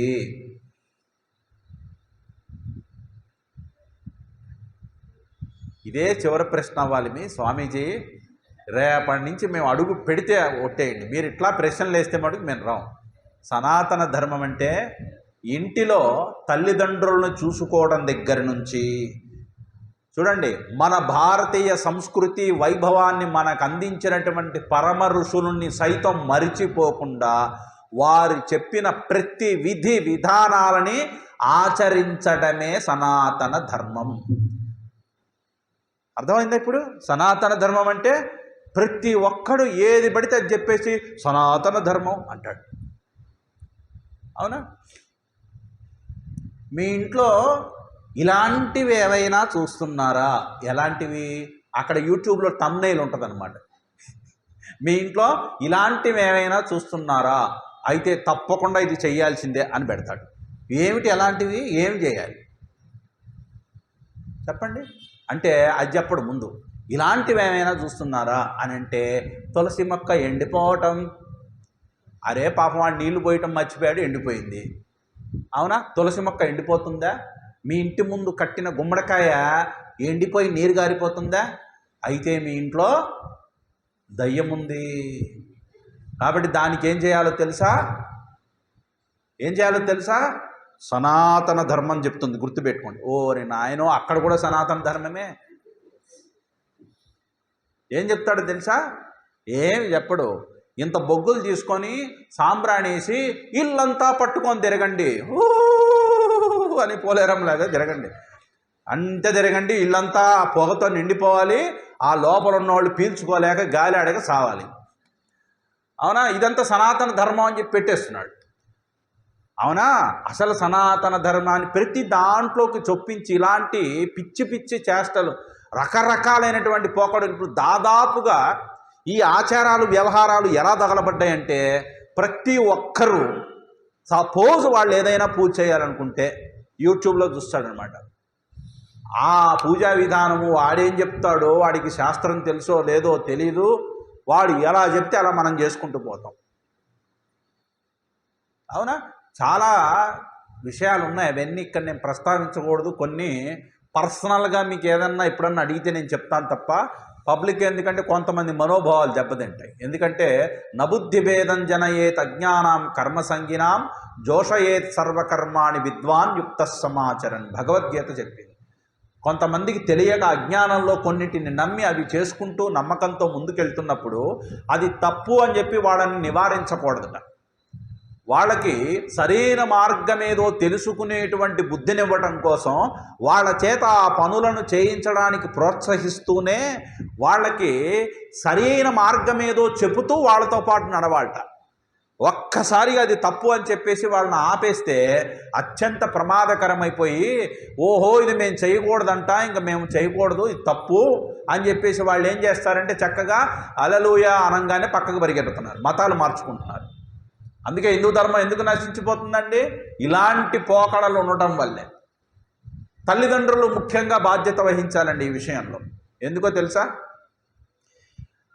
నిజం పలకాలి, సత్యమే మాట్లాడాలి అని టీచర్లు చెప్తారు, బయట ప్రవచనకారులు చెప్తారు. కానీ ఒక తల్లి చెబితే పిల్లవాడు జీవితాంతం గుర్తుపెట్టుకుంటాడండి. ఏ విషయమైనా సరే తల్లి నోట్లోంచి వచ్చింది వాడికి పరమాన్నం లాంటిది. కానీ ఆ తల్లే అది పాటించకపోతే, ఆ తల్లే చెప్పాల్సినవి చెప్పకపోతే, ఆ తల్లే వాడికి చెప్పవలసిన శుద్ధులు చెప్పకుండా వాడిని అలా వదిలేసి వాడి చేతిలో ఒక ఫోన్ పెట్టి వాడి చేతిలో ఒక ట్యాబ్ పెట్టి అది వాడు చూసుకుంటూ ఉండగా వాడి నోట్లో ముద్దలు పెడుతుంది. చిన్నప్పుడు ఏం చూపించేవాళ్ళండి? ఇలా చంకలో పెట్టుకొని అన్నం పెట్టి దాంట్లో ముద్దపప్పు వేసి దాంట్లో నెయ్యి బాగా చేరడేసి దాన్ని పిసికి పిసికి పిసికి పిసికి మెత్తగా చేసి చిన్న చిన్న ముద్దలు చేసి వాడి నోట్లో పెడుతుంటే ఓ అని తిప్పేస్తాడు నోరు. ఆ చూడు అది గడుగు వచ్చండి మామ జాబిల్లి అనగానే చూడక టబక్కని పెట్టేస్తుంది.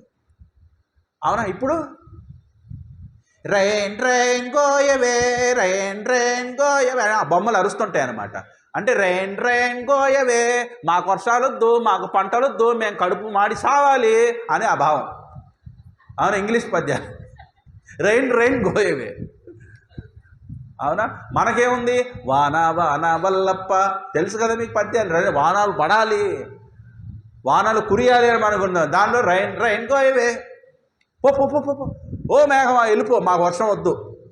మేము ఎందుకంటే మేము ఎడారిలో తిరిగే ఒంటెలు, ఆ ఒంటెలు నీళ్ళు ఇన్ని దాచుకుంటే అవి జీవితాంతం గడిపేస్తుంటే వాడికి నీళ్ళు అవసరం లేదు. అవునా కదా? కాబట్టి ఆ బొమ్మలు చూస్తూ వాడు అన్నం తింటే ఏ ఆలోచనలు వస్తాయి చెప్పండి?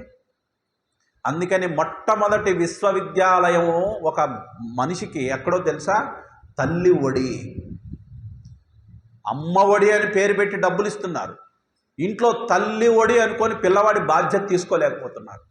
ఒక పిల్లాడిని చక్కగా చీర పైకి లాక్కొని ఆ పెరళ్ళలోకి వెళ్ళి గోరువెచ్చని నీళ్లు పెట్టి కాళ్ళు జాపి బోర్ల పడుకోబెట్టి వాడికి ఒళ్ళంతా నువ్వుల నూనె రుద్ది వెనక్కి తిప్పి సున్నిపిండి పూసి వాళ్ళు ఒళ్ళంతా రుద్ది వాడికి స్నానం చేయించి నోట్లో నీళ్లు పోసుకొని ఆ పిచికారీ చేసేవాళ్ళు సంకల్లోనూ ఆ గజ్జల్లో వాటిల్లో. పిల్లాడికి అంతా అయిపోయిన తర్వాత సాంబ్రాన్ని పెట్టి అరికాల్లో కొంచెం కాటుగా దిద్ది ఈ మొహాన్ని పెట్టి నెత్తి మీద పెట్టి ఆవదం కొంచెం పెట్టి చక్కగా అలంకరించుకొని అని ముద్దు పెడతారు. ఇప్పుడు అలా స్నానం చేయించే వాళ్ళు ఎవరైనా ఉంటే చెప్పండి, నేను వాళ్ళకి పాదపూజ చేసుకుంటాను. ఎవరైనా ఉన్నారా? మీరు చేస్తే సరే. అంటే మీరు మీ అమ్మాయి పిల్లలకు చేయటం కాదు, మీ అమ్మాయి అలా చేసే విధంగా మీరు చేస్తే అప్పుడు మీరు గొప్ప. ఇప్పుడు విచిత్రం ఏంటంటే మీరు మీ అమ్మాయిని అలాగే పెంచారు, కానీ ఇప్పుడు మీకు పుట్టిన మీ అమ్మాయికి పుట్టిన పిల్లలకి వాళ్ళేం కోరుతున్నారు? అమ్మ ఒకసారి ఒక 2-3 నెలలు నా దగ్గర ఉండవా అనగానే వీళ్ళు పాపం మా అమ్మాయి పిలుస్తుందండి, ఏమ్మా వచ్చే వారం సత్సంగానికి వస్తారంటే లేదండి మా అమ్మాయి పిలిచింది, మా అమ్మాయి దగ్గరికి వెళ్తాను అని వెళ్తారు. అక్కడికి వెళ్ళంగానే ఏం చేస్తారు? వాళ్ళ పిల్లలకి స్నానం చేయించా, వాళ్ళకి నూడికలు చేయా. అమ్మ మరి మీరు మీ పిల్లలకి చేశారు కదా, మరి మీ పిల్ల చేయదా? వాళ్ళు జాబ్ చేస్తున్నారండి, వాళ్ళకి టైం తీరిక లేదు. 15 నిమిషాలు టైం తీరిక లేదండి, ఇంక నేనేం మాట్లాడాను. అనుకుంటే మనసుంటే మార్గము కలదు, మనసు లేకపోతే ఏ మార్గము రాదు. కాబట్టి ఇవన్నీ తల్లి ఉగ్గుపాలతో పోస్తుందండి. కాబట్టి ఆ సంస్కార బలము ఎంత గొప్పది. ఒక భక్తి భావన రావాలన్నా, దేశభక్తి కలగాలన్నా, ఒక జీవుడు సంస్కారవంతుడు కావాలన్నా అది కేవలం ఒక్క తల్లి చేతిలోనే ఉంది. ఏ గుళ్ళు ఏ బళ్ళు నేర్పవండి, గుళ్ళన్నీ సెకండరీ. నిజంగా చెప్పాలంటే గుళ్ళు బళ్ళు ఎదిగినటువంటి బుద్ధులు వాళ్ళకి. పసిపిల్లలకి ఎవరండి గుడి, ఎవరండి బడి? అమ్మ ఒడి తప్ప ఇంకా వేరే ఏమీ లేదు. అక్కడ ఒక 6 సంవత్సరాల పాటు పిల్లాన్ని హత్తుకొని వాడిని గట్టిగా ఆలింగనం చేసుకొని ఆ ముద్దులతో ఆ వామ్త్ తల్లి యొక్క వెచ్చని నులువెచ్చని ప్రేమలతో ఆ చక్కటి చీరలు కట్టుకొని ఒళ్ళో పడుకోబెట్టుకుంటే, కాటన్ చీరలే కదా ఇళ్లలో కట్టుకునేవాళ్ళు, పట్టు చీరలు పట్టుకొని పడుకోబెట్టుకుంటే వాళ్ళకి ఒళ్ళంతా దొక్కుపోతుంది. అవునా? పూర్వకాలంలో ఇళ్లలో ఏం చేస్తారు? కాటన్ చీరలు కట్టుకునేవాళ్ళు, ఇంకా క్యాజువల్స్ అనేవాళ్ళు. అవునా? ఇప్పుడు బర్ర బర్ర అనేటువంటి జీన్స్ ప్యాంట్లు వేసుకొని ఒళ్ళో పడుకోబెట్టుకుంటే వాడికే అమ్మ ఒడి ఎంత బాగుంటుందో అని చెప్పడానికి లేదు, అమ్మ జీన్స్ ప్యాంట్ ఎంత బాగుందో అంటాడు చిన్నప్పుడు. ఇప్పుడు లేదు. అవునా కదా? కాబట్టి తల్లి ప్రథమ దైవం. అందుకని మన సనాతన ధర్మంలో మొట్టమొదట ఎవరు చెప్పారండి? మాతృదేవో భవ. అవునా? కాబట్టి ఇలాంటి సంప్రదాయాల్ని, సంస్కృతిని, ఇలాంటి చిన్న చిన్న విషయాల్ని కూడా భాగవతంలో మనం ప్రతి కథలో కూడా మనం వాటిని వెలికి తీసి మనం అర్థం చేసుకోవచ్చు. ఇక రుక్మిణీ కళ్యాణం అనేటువంటి ఒక అద్భుతమైన ఘట్టంలోకి మనం ప్రవేశిస్తే, ఇందులో కథకి పూర్వభాగం ఏమిటి అనంటే, మొట్టమొదట ఆయన అంటే ఒకానొక రాజు ఉన్నాడు, ఆ రాజుకి ఇంతమంది పుత్రులు, ఒక కుమార్తె ఉంది అని కథ ప్రారంభమవుతుంది. ఆ తర్వాత రుక్మిణీదేవి ఎలా పెరిగిందో చూపిస్తారు. అంటే రాబోయే కథని టూకీగా చెప్తున్నా. ఆ రుక్మిణీదేవికి కృష్ణుడి గురించి కొంత వింటుంది, అప్పుడు కృష్ణుడినే కోరుకుంటుంది. ఆ తర్వాత వాళ్ళ అన్నగారేమో ఆమెని ఎవరికో ఇచ్చి పెళ్లి చేయాలనుకుంటాడు, అది ఆమెకు నచ్చదు. మొత్తానికి ఆ నచ్చనటువంటి సిచ్యువేషన్లో రుక్మిణీదేవి కృష్ణుడినే పెళ్లి చేసుకోవాలనుకుంది కదా, మరి వాళ్ళన్నేమో ఎవరికో ఇచ్చి చేద్దాం అనుకున్నాడు కదా. ఈ సమయంలో ఆమె ఎలా బయటపడింది చూస్తూ ఉండండి తరువాత భాగంలో అని చెప్పేసి మనం ఎండ్ చేసేస్తాం అన్నమాట. కానీ ఆ విషయాన్ని మనం ఇక్కడ చెప్పుకుందాము. రుక్మిణీ కళ్యాణం అనేటువంటి ఒక అద్భుతమైన ఘట్టాన్ని మనం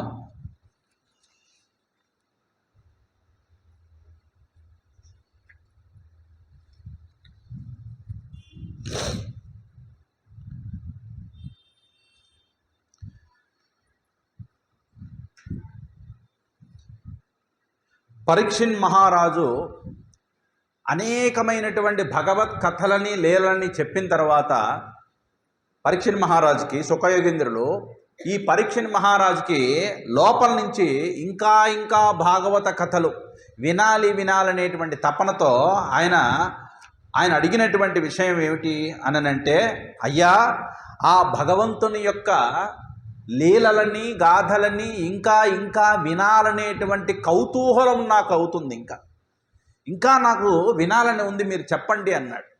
అంటే ఆయనకి వినాలని ఉంది అని అంటే పోయేవాడికి ఎందుకండి ఈ కథలన్నీ అని మనం అనుకుంటాం. ఏమో ఎప్పుడు పోతామో మనం చెప్పగలమా?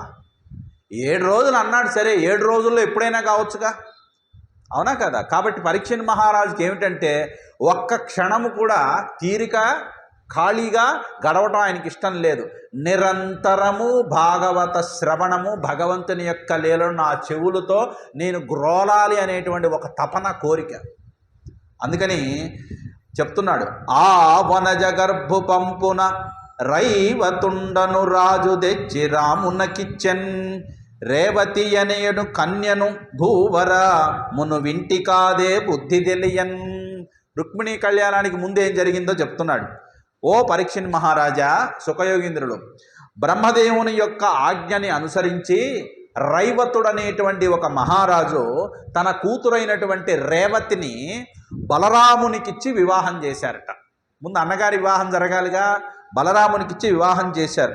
ఇంతకు మునిపే ఈ విషయాన్ని చక్కగా స్పష్టంగా నేను నీకు తెలియజేశాను, విన్నావు కదా అనగా, తదనంతరం ఆ తరువాత ఇంకెవరు మిగిలిన్నారు? కృష్ణుడు ఉన్నాడు. కృష్ణుడి వివాహం ఎలాగైంది?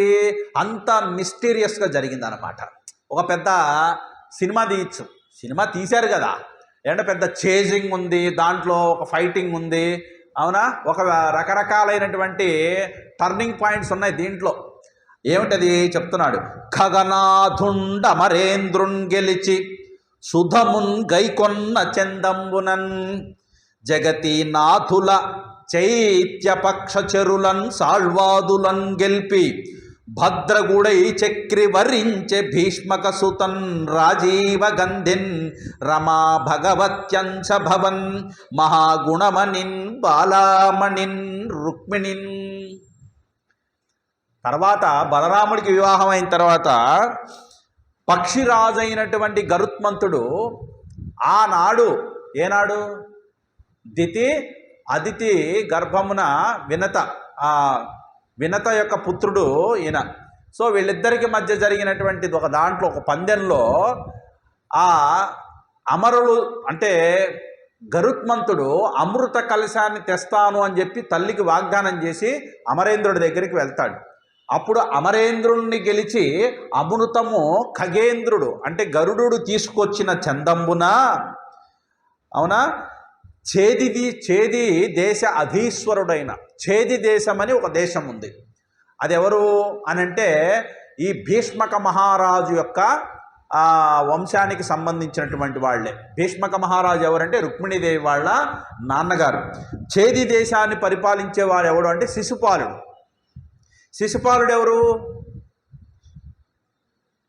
శ్రీ మహావిష్ణువు వైకుంఠ నగర ద్వారపాలకుల్లో ఒకడండి.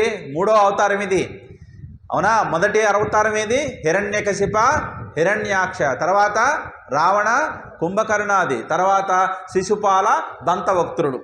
దాంట్లో శిశుపాలుడు ఎవరు? చేది దేశ అధిపతి. అయితే అతని పక్షం వహించి అతనికి సపోర్ట్ చేసినటువంటి సాళ్వ వంశస్థులు కొంతమంది ఉన్నారు. వాళ్ళందరూ కలిసి కృష్ణుణ్ణి ఎదిరించడానికి పూనుకుంటే రుక్మిణీదేవిని తీసుకెళ్లేటప్పుడు వాళ్ళందరినీ ఓడించి పద్మము వంటి దేహ పరిమళము కలిగిన రుక్మిణీదేవి యొక్క దేహం ఎలా ఉంటుందట? పద్మము నుంచి ఏ సుగంధం వస్తుందో ఆమె దగ్గరికి వెళ్ళి నుంచుంటే అలాంటి వాసన వస్తుందట, సుగంధం. అవునా? మన దగ్గరికి వస్తే ఏమొస్తుంది? బబ్బు అంటామంట, చెమట వాసనే వస్తుంది. ఎందుకంటే మనదంతా మాంసలిప్తమైన శరీరమైన యోగ శరీరం కాదు, మనది భోగ శరీరం. ఎక్కువగా కోరికలు, వాసనలు, విపరీతమైన వాంఛలు ఉన్న వాళ్ళ శరీరం నుంచి విపరీతమైన దుర్గంధం వస్తుందండి. యోగాన్ని పాటిస్తూ రోజు యోగా చేస్తూ మనసు ప్రశాంతంగా పెట్టుకుంటూ భాగవతము ఇత్యాది పారాయణలు చేసేవాళ్ళు ఉన్నారనుకోండి, వాళ్ళ దగ్గర అంతగా పెద్దగా దుర్గంధం వాసన రాదు. ఎందుకని? ఇవన్నీ మనలో రిలీజ్ అయ్యే లిక్విడ్సే. మన మనసును బట్టి మన లోపల లిక్విడ్స్ రిలీజ్ అవుతాయండి. ఇంకా పరమయోగులైనటువంటి వారి యొక్క శరీరం నుంచి సుగంధం మాత్రమే వస్తుందట. చెమట కూడా సుగంధం వాసనే వస్తుందట. అలా అని మరి బాటిల్లో పట్టుకొని స్ప్రే చేసుకోవద్దండి, చెప్తున్నా. పరమయోగులైనటువంటి వారి శరీరం నుంచి సుగంధం వస్తుంది. వాళ్ళు నడుచుకుంటూ వెళ్తుంటే ఒక సుగంధం. ఇది నాట్ ఎక్స్టర్నల్ పర్ఫ్యూమ్స్, గుర్తుపెట్టుకోండి. బాహ్యంగా మనం కొట్టుకున్న పర్ఫ్యూమ్స్ కాదు, సహజంగా వాళ్ళ నుంచి ఒక సుగంధం వస్తుంది. అలాగే రుక్మిణీదేవి దేహం నుంచి పద్మం వంటి పరిమళం వస్తుందనంటే ఆమె సెంటు కొట్టుకుందని కాదు. ఇక్కడ ఆమె యొక్క మనస్సు ఎంత నిష్కల్మషంగా ఉందో, ఎటువంటి కామోద్రేకాలు, కామక్రోధ లోభమోహ మదమాశ్చర్యాలు లేనటువంటి పరమ పవిత్రమైన మానసిక స్థితి కలిగింది అని అక్కడ సూచన. అవునా? ఆమె ఎవరయ్యా అంటే భగవత్యంశ భవన్ రాజీవ గంధిన్ రమా. ఈమెవరు? రమా. రమా అంటే ఎవరు? లక్ష్మీదేవి. సాక్షాత్తు లక్ష్మీదేవి యొక్క అంశయే రుక్మిణిగా అవతరించిందిట. ఆమె ఎవరో ఒక మానవ మాతృరైన కన్య కాదండి. అందుకనే రుక్మిణీదేవి కృష్ణుణ్ణి ఎందుకు కోరుకుంది చెప్పండి అనంటే మనకి శ్రీ సూక్తంలో వస్తుంది. ఇక్కడికి ఏమిటది? లక్ష్మీం అనపగామిని అంటాం. ఆమె ఎవరు? అనపాయిని లేదా అనపగామిని. అంటే ఎప్పుడెప్పుడు భగవంతుడు శ్రీ మహావిష్ణువు అవతరిస్తాడో అప్పుడప్పుడు ఏదో ఒక చోట అవతరించి ఈయన్నే కలుస్తుందట. సీతగా పుట్టి రాముణ్ణి చేరింది, ఇప్పుడు రుక్మిణిగా పుట్టి కృష్ణుని చేరుతుంది. అంటే ఈ రెండు వేరు కాదు. పుట్టక ముందు నుంచి ఈ రెండు కూడా అవినాభావ సంబంధం కలిగినవి. అర్థమైందా? ఇక్కడికి రావడానికి ముందు మీరందరూ ధనవంతులు అనుకోండి. ధనవంతుడు అనే పదానికి అర్థం ఏమిటండి? ధనవంతుడు అనే పదానికి అర్థం ఏమిటి? ధనము కలిగిన, చెప్పరే, కలిగినవాడు. ధనము తీసి పక్కన పెడితే వాడు అవుతాడు, అంతే. ధనవంతుడు అవుతాడు, ధనవంతుడు కాడు.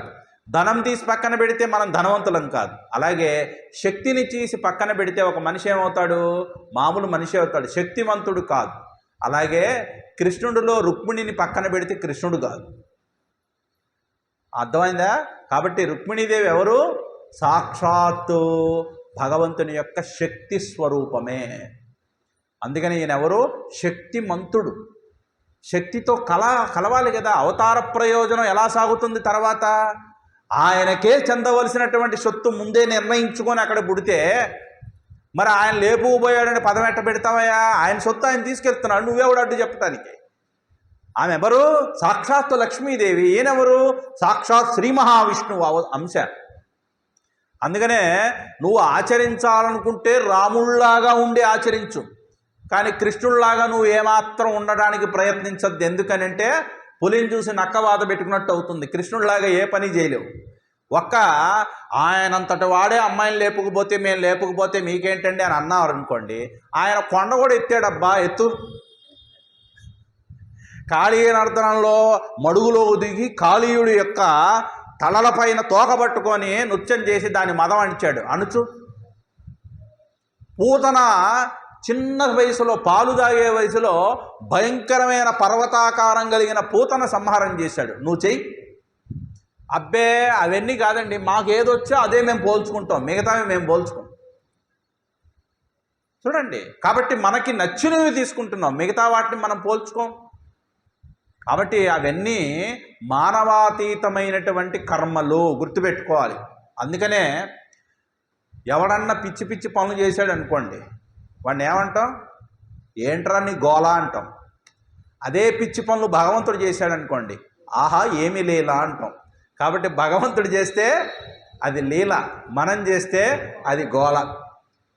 అర్థమైంది కదా. కాబట్టి ఆయన ఏది చేసినా దాని వెనక ఒక ఆంతర్యం ఉంది. అసలు యాక్చువల్గా చెప్పాలి అని అంటే ఆయన వెన్న దొంగిలించాడు, పెరుగు దొంగిలించాడు, గోపికల్ని ఆట పట్టించాడు అని ఇదంతా బాహ్యమైన పిక్చర్.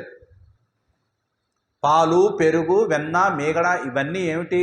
మనసు, బుద్ధి, చిత్తం, అహంకారం అనేటువంటి దాన్ని భగవంతుడు ఎప్పుడు తన అధీనంలోనే పెట్టుకుంటాడు. గోపికలు ఎవరు? స్వచ్ఛమైనటువంటి మనస్సు. ఆ స్వచ్ఛమైన మనస్సు ఎప్పుడు భగవంతుడు నాకే కావాలని కోరుకుంటాడు. అలాంటి మనసులతోనే ఆడుకుంటాడు. వాళ్ళతో చేసేటువంటి ఆ లీలలన్నీ ఏంటి? అవునా, భక్తులతోనే చేస్తాడు తప్ప రక్తులతో చేయడు ఆయన. అసలు వాళ్ళ ఛాయలు కూడా పోడు. కాబట్టి గోపికా లీలలు కృష్ణ బృందావనంలో అలాగే గోకులంలో చేసిన లీలలన్నీ ఏమిటి అని అంటే ఒక వ్యక్తి లోపల భగవదనుభూతి పొందినటువంటి వాడిలో జరిగేటువంటి అనేకమైన అనుభవాలే అక్కడ కార్యరూపంగా మనకి ఒక రూపాన్ని చూపించారు. అవునా, అందుకనే చిత్తచోర యశోద కే లాల్ నవనీత చోర గోపాల్ గోపాల్ గోపాల్ గోపాల్ నవనీత చోర గోపాల్. ఆయనకి ఎందుకండి వెన్న? ఆయన ఒకవేళ వెన్న తీసుకున్నాడు, ఇంటికి పోయేటప్పుడు కరిగిపోదు. నవనీతం అంటే ఏమిటి? నవనీతం, నవ 9 రంధ్రాలు కలిగినటువంటి శరీరం, నీతం ఈ 9 రంధ్రాలు కలిగిన శరీరంలో ఆయనకు నచ్చినటువంటిది భాగం ఏమిటి అంటే మన హృదయం. అందుకని చిత్తచోర. ఆయన ఎవరు? చిత్తచోరుడు. బాహ్యమైనటువంటి దొంగతనాలు ఏమీ చేయడు ఆయన, కేవలం మన మనసులు మాత్రమే హరిస్తాడు. అందుకనే ఆయనకి హరి అని పేరు వచ్చింది. హరించేవాడు కనుక హరి. ఏమి హరిస్తాడు? మనలో ఉన్న దోషాలన్నిటినీ హరించి పారేస్తాడు. అవునా? అలా మరి సాక్షాత్తు శ్రీ మహాలక్ష్మి యొక్క అంశయే ఇక్కడ రుక్మిణిగా అవతరిస్తే ఆమె ఎలాంటిది అని అంటే అత్యంత గుణ సంపన్నురాలు. అవునా? ఏమాత్రము కూడా పరపురుషుని యొక్క స్మరణ కానీ పరపురుషుని యొక్క దృశ్యము కానీ ఒక తండ్రి అన్నలు తప్ప వేరే పరపురుషుణ్ణి ఎప్పుడూ చూడలేదుట, ముట్టుకోలేదుట. లోపల మనసులో భావనలో కూడా పరపురుషుణ్ణి ఎప్పుడు స్మరించలేదు. అలాంటి కన్నెలందరిలో కల్లా మిన్న అయినటువంటి ఆ రుక్మిణిని ఆ జగదేశ్వరుడైనటువంటి ఆ శ్రీకృష్ణుడు వివాహమాడాడయ్యా అని చెప్పాడు. అనగా అనిన, ఇది ఎవరు చెప్పారు? శుకుడు పరీక్షిత్తుకి చెప్పాడు. అనిన రాజిట్లనియే మున్ను రాక్షస వివాహంబున స్వయంవరంబునకు వచ్చి రుక్మిణింగొనిపోయేనను పలికితివే. కృష్ణుడొక్కడు ఎవ్విధంబున సాల్వాదులను జయించి తన పురంబునకు జనియే అదియునుగాక. ఎలా వెళ్ళాడు? అదేనుగాక కళ్యాణాత్మకమైన, నేను ఒక్క కథనే అడగడం లేదయ్యా. పరీక్షణ్ మహారాజు ఏం చెప్తున్నాడు? రాక్షస పద్ధతిలో వివాహం చేసేటండి. ఈయన వివాహం చేసుకున్నట్ట. ఈ రాక్షస పద్ధతి అని అంటే మనకి 10 రకాలైన వివాహ పద్ధతులు ఉన్నాయి. మనకున్నటువంటి వివాహ పద్ధతిలో బ్రాహ్మీ పద్ధతి అని ఒకటి ఉంది. ఇప్పుడు మనం చేసుకునేటువంటి పురోహితులను పెట్టి అందరి సమక్షంలో పెద్దలందరినీ కూర్చోబెట్టి చేయించుకునేటువంటి బ్రాహ్మీ పద్ధతి అంటారు. ఇంకోటి కేవలం క్షత్రియులైనటువంటి వారు, ఆ కాలంలో రాజులకి తగినటువంటిది గాంధర్వ వివాహం అని ఒకటి ఉంది. అంటే అక్కడ ఉంగరము తొడగటమో లేకపోతే మెళ్ళో మాల వేయటమో, ఆ మాల వేస్తే ఉంగరం తొడిగితే వివాహం అయిపోయినట్టేనండి. ఆ సందర్భాన్ని బట్టి ఉంటుంది ఇది కూడా. కాబట్టి ఇవన్నీ కూడా ఇప్పుడున్నటువంటి కాలానికి అన్వయించదగినవి కాదు. ఆ కాలంలో ఉన్నటువంటి సిద్ధులు, గంధర్వులు, యక్షులు, చాణరులు, కిన్నెరలు, అలాగే మహాత్ములైన దేవతలు అందరూ చాలామంది భూమి మీదకి వచ్చేవాళ్ళు. మరి వాళ్ళందరూ వచ్చినప్పుడు చాలామంది మానవులు, కొంతమంది కన్యామణులైనటువంటి వాళ్ళు దేవతల్ని వరించినట్టుగా మనం చూసాం. కాబట్టి ఇవన్నీ మరి వాళ్ళకి ఎలా వివాహం జరుగుతుంది? అనేక సంప్రదాయాల్లో ఇంకొకటి రాక్షస పద్ధతి అని అంటే ఏ మాత్రము వాళ్ళకి ఇష్టం లేకపోయినా బలవంతంగా తీసుకుపోయి చేసుకోవటం.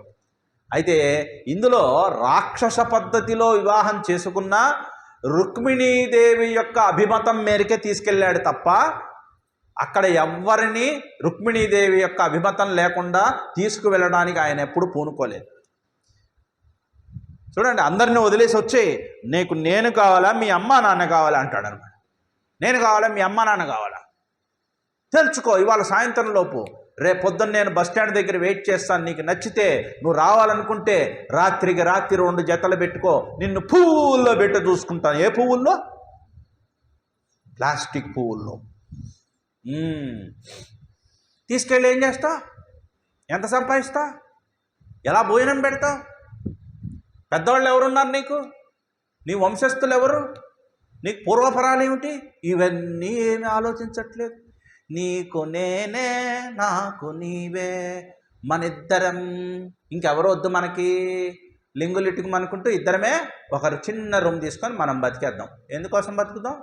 నీకోసం నేను, నా కోసం నువ్వు. మీ వాళ్ళు మా ఇంటికి రావద్దు, మా వాళ్ళు మీ ఇంటికి రాదు. ఎవరితో సంబంధం ఉండకూడదు మనకి. ఇంకెందుకయ్యా పెళ్లి చేసుకోవటం? చెప్పండి. దానికి పెళ్ళి అనే పేరెందుకు? చక్కగా వెళ్ళిపోండి ఎక్కడికైనా. జంతువుల్లాగా వెళ్ళిపోతే పోలే. ఆ సందులో కుక్క వచ్చి ఈ సందులో కుక్కని వాసన చూసుకుంటూ వెనక్కి వెళ్ళి తీసుకెళ్ళిపోతుంది. అది ఈ కుక్క ఎమ్మడబడి వెళ్ళిపోతుంది. దానికి పెళ్ళి అనే పేరెందుకండి? ఇంకా అవి కలుస్తున్నాయి కదా. జంతువులకి ఏ నియమాలు లేవు, మనిషికి ఎందుకు ఇంకా? పెళ్ళనే పేరు పెట్టి దానికి తాళి కట్టి గుడికెళ్ళి లేపుకుపోయి చేసుకోవాల్సిన పని అవసరం లేదు. కాబట్టి ఇక్కడ రాక్షస పద్ధతి అని అంటే రాజులైనటువంటి వారికి కొన్ని సందర్భాల్లో అసలు రుక్మిణీదేవి ఇచ్చిందండి ప్లాను. ఎలా తీసుకెళ్లాలో కృష్ణుడికి చెప్పింది ఎవరు? రుక్మిణీదేవే ఇస్తుంది ప్లాన్ అంతా. మొత్తం పక్కాగా ఇస్తుందండి ప్లాన్. ఎంత స్పష్టంగా ఇస్తుందంటే అంత స్పష్టంగా మొత్తం రాసి మరీ పంపుతుంది, తర్వాత వస్తుంది.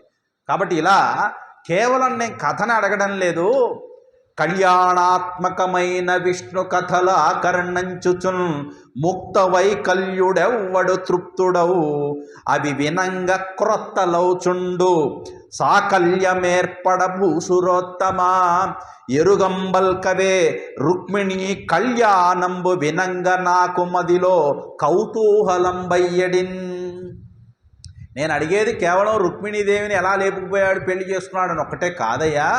అసలు బ్రాహ్మణోత్తమ, శుభదాయకాలైనటువంటి శ్రీహరి యొక్క కథలు వింటూ ఉంటేనే నా మనసులో ఉన్న వికారాలన్నీ పటాపంచలైపోతున్నాయి.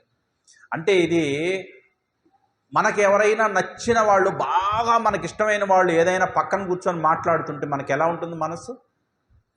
చెప్పండి. బాగుంటుందా బాగుంటుందా? మీకు బాగా నచ్చిన విషయాన్ని, ఒక అంశాన్ని టీవీలో చూస్తుంటే ఎలా ఉంటుంది? అన్నీ మర్చిపోతాం. నేనేమి, నా యొక్క డిగ్నిటీ ఏమిటి, నా పేరేమిటి, నేనేం చదువుకు ఏం గుర్తుండవు. ఇలా గుడ్లు అప్పగించుకొని నవ్వుకుంటూ అంటుంటాం. అంటే అక్కడ ఏమైపోతుంది? ఇన్వాల్వ్ అయిపోతున్నాం. అంటే ఆకరణించుచు మనసులో వేరే ఆలోచనలు ఏమి, బాంబు పడ్డా కూడా పట్టించుకోడు. ఆ సమయంలో ఇలా చూసేస్తుంటాం అనమాట. అంటే దానికి వెయ్యింతలు ఎక్కువైన మాధుర్యాన్ని అందిస్తుంది నాకు విష్ణు కథలు ఆకరణిస్తుంటే నా మనసులో వైకల్యాలన్నీ తొలగిపోతున్నాయి. ఇలా ఆలకిస్తూ ఆలకిస్తూ చూడండి, ఎవ్వడు తృప్తుడవు ఇక చాలు అనేవాడు ఎవడైనా ఈ లోకంలో ఉంటాడా చెప్పండి? గాలి పీల్చుకోవటం, ఇవాళ పొద్దున్న నుంచి ఇప్పటి వరకు గాలి పీల్చుకుంటూనే ఉన్నాను, ఇంకెందుకులేండి గాలి పీల్చుకోవటం, ఒక గంట సేపు ఆపుకుందాం గాలి, ఆపుతారా? అంత అవసరం కావాలి. భగవన్నామ స్మరణ, భగవస్మరణ స్ఫురణ, కథా శ్రవణము అంతగా మనల్ని ఆకట్టుకోవాలి. అలా అయితేనే నిజంగా మనం కథలో రమించగలం. కాబట్టి చాలు చాలనేవాడు ఎవడైనా ఉంటాడా? పోతనామాచ్యులు వారు బిగినింగ్లో అంటారు, పశుఘ్నుండు దక్క. ఒక పశువు లాంటి వ్యక్తిత్వం కలిగిన వాడు తప్ప, ఏమింటానులే భాగవతం అనేవాడు అలాంటి వాడు తప్ప నిజమైన భక్తుడు ఎప్పుడూ కూడా అలా అండు. ఇంకా ఇంకా ఆకర్ణించాలి. ఎందుకనంటే విష్ణు కథలు ఎన్నిసార్లు విన్నా నిజానికి విన్నవన్నీ పాతవే. భాగవతం ఇప్పటికి ఎన్నిసార్లు వినుంటాం? ఎంతమంది చెప్పారు రుక్మిణీ కళ్యాణం ఎన్నిసార్లు విన్నాం? ఈ రుక్మిణీ కథ పాతదే, కానీ వినగా వినగా అవి క్రొత్తలవుచుండు.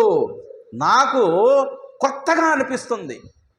విషయం చూడండి, ఆ రచన యొక్క గొప్పదనం ఏమిటి అని అంటే ఎన్నిసార్లు రామాయణం విన్నప్పుడల్లా కొత్తగా అనిపిస్తుంది. అవునా కదా? రామానంద సాగర్ రామాయణం చూసాం మనం ఒకప్పుడు 1983లో వచ్చినప్పుడు.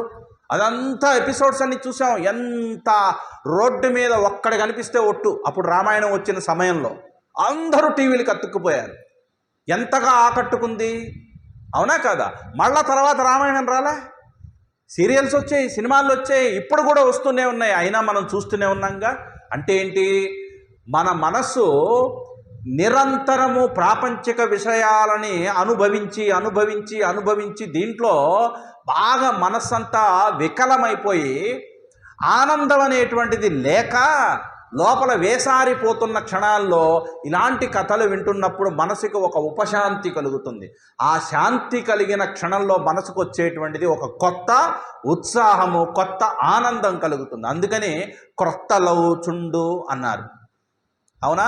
అటువంటి రుక్మిణీ కళ్యాణంబు వినంగా నాకు మదిలో కౌతూహలంబయ్యడిన్. అయ్యా, నాకు రుక్మిణీ కళ్యాణం గాథని సవివరంగా చక్కగా మదిలో ఎంతో ఉబలాటంగా ఉంది, దాన్ని వినిపించండి స్వామి, ఆ మహాత్ముని యొక్క లీల ఎలా సాగిందో నేను వినాలనుకుంటున్నాను అని అనగా ఇంకా ఏమంటున్నాడు చివరి పద్యాన్ని చెప్పి అర్థం. ఆ కథలు ఇప్పటివరకు మీరు చెప్పింది చాలా విన్నాను, ఇంకా అవి వింటూ ఉంటే నాకేమనిపిస్తుందో నేను మీకు చెబుతున్నానని చెప్పి పరీక్షిత్ మహారాజు అంటున్నాడు.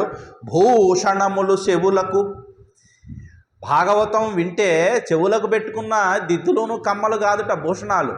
నిజమైన భగవత్ కథలను విన్నటువంటి చెవులే అసలు నిజంగా చెవులకి భూషణాలుట. బుధతోషణములు, నేను చాలా పండితుండండి, భాగవతం వింటాను నీకు చేత కాలేదా? నువ్వు పండితుడివి కాదు. అనేక జన్మ దురితౌఘ వినిశోషణములు, ఎన్నో జన్మల్లో మనం చేసినటువంటి భయంకరమైన పాపాలని సైతము మొత్తాన్ని కూడా పటాపంచలు చేసి పోకార్చేటువంటి గుణము కలిగినవి. మంగళతర ఘోషణములు గరుడ గమని గుణభాషణములు, ఒక్కొక్క లీల, ఒక్కొక్క గాథ, ఆయన చేసినటువంటి ప్రతి ఒక్క చర్య కూడా మంగళకరములు. అవన్నీ ఏ ఇంట్లో బాధగా ఉంటుందో, ఏ ఇంట్లో కొంచెం కష్టంగా ఉంటుందో, ఏ ఇంట్లో పొరపచ్చాలు ఉంటాయో, మానవ సంబంధాలు అణగారిపోయి ఇంట్లో ఎప్పుడు పోట్లాట్లు దెబ్బలాట్లు ఉంటాయో, ఆ ఇంట్లో ఏదైనా సరే భాగవతానికి సంబంధించిన ఒక్క ఘట్టం కూర్చొని పారాయణం చేయండి, మార్పు రాకపోతే అప్పుడు నన్ను అడగండి. మనకు ఆ నమ్మకం లేదు. అవునా? లాయర్ని కలుస్తాం, పోలీసులను కలుస్తాం, సైకియాట్రిస్ట్ని కలుస్తాం, పోలీసులను అడిగి వాళ్ళని అడిగి కౌన్సిలింగ్ తీసుకుంటున్నాం. Why can't you believe in Bhagavatam? ఒక్క ఘట్టం పారాయణం చేయండి, ఏదో ఒకటి మనకు నచ్చినటువంటిది. ఆ పారాయణ పూర్తయ్యే లోపల అందరి మనసుల్ని మొత్తాన్ని కూడా చక్కబరుస్తుంది. ఆ ఆధ్యాత్మికమైనటువంటి ఒక అనుభూతిని ప్రతి ఒక్కరికి వాళ్ళకి ఇష్టం లేకపోయినా ఆ వాతావరణం ఇస్తుందండి. అంతటి గొప్ప శక్తివంతమైనది భాగవత కథామృతము. అటువంటి కథలో రుక్మిణీ కళ్యాణాన్ని గురించినటువంటి ప్రశ్న పరీక్షణ్ మహారాజు ప్రశ్న వేశారు.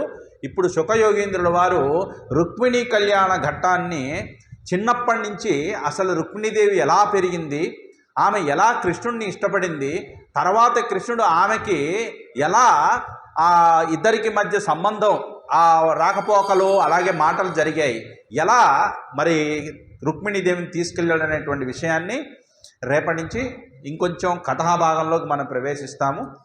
ఈవేళ ప్రసాదాన్ని ఇచ్చినటువంటి వాళ్ళు ఎవరు? ప్రసాద దాతలు కుమారమ్మ గారు, రమ్మ గారు. ఆరతికి పైకి రండి, కొంచెం త్వరగా రా. ఇవ్వండి సుభాష్. ఆరతి ఏది?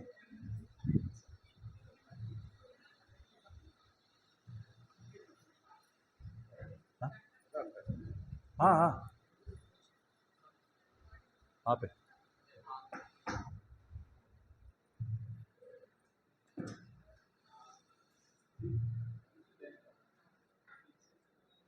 ఒక్క నిమిషం ఉండండి అమ్మా, ఆరతి అయిపోయిన తర్వాత.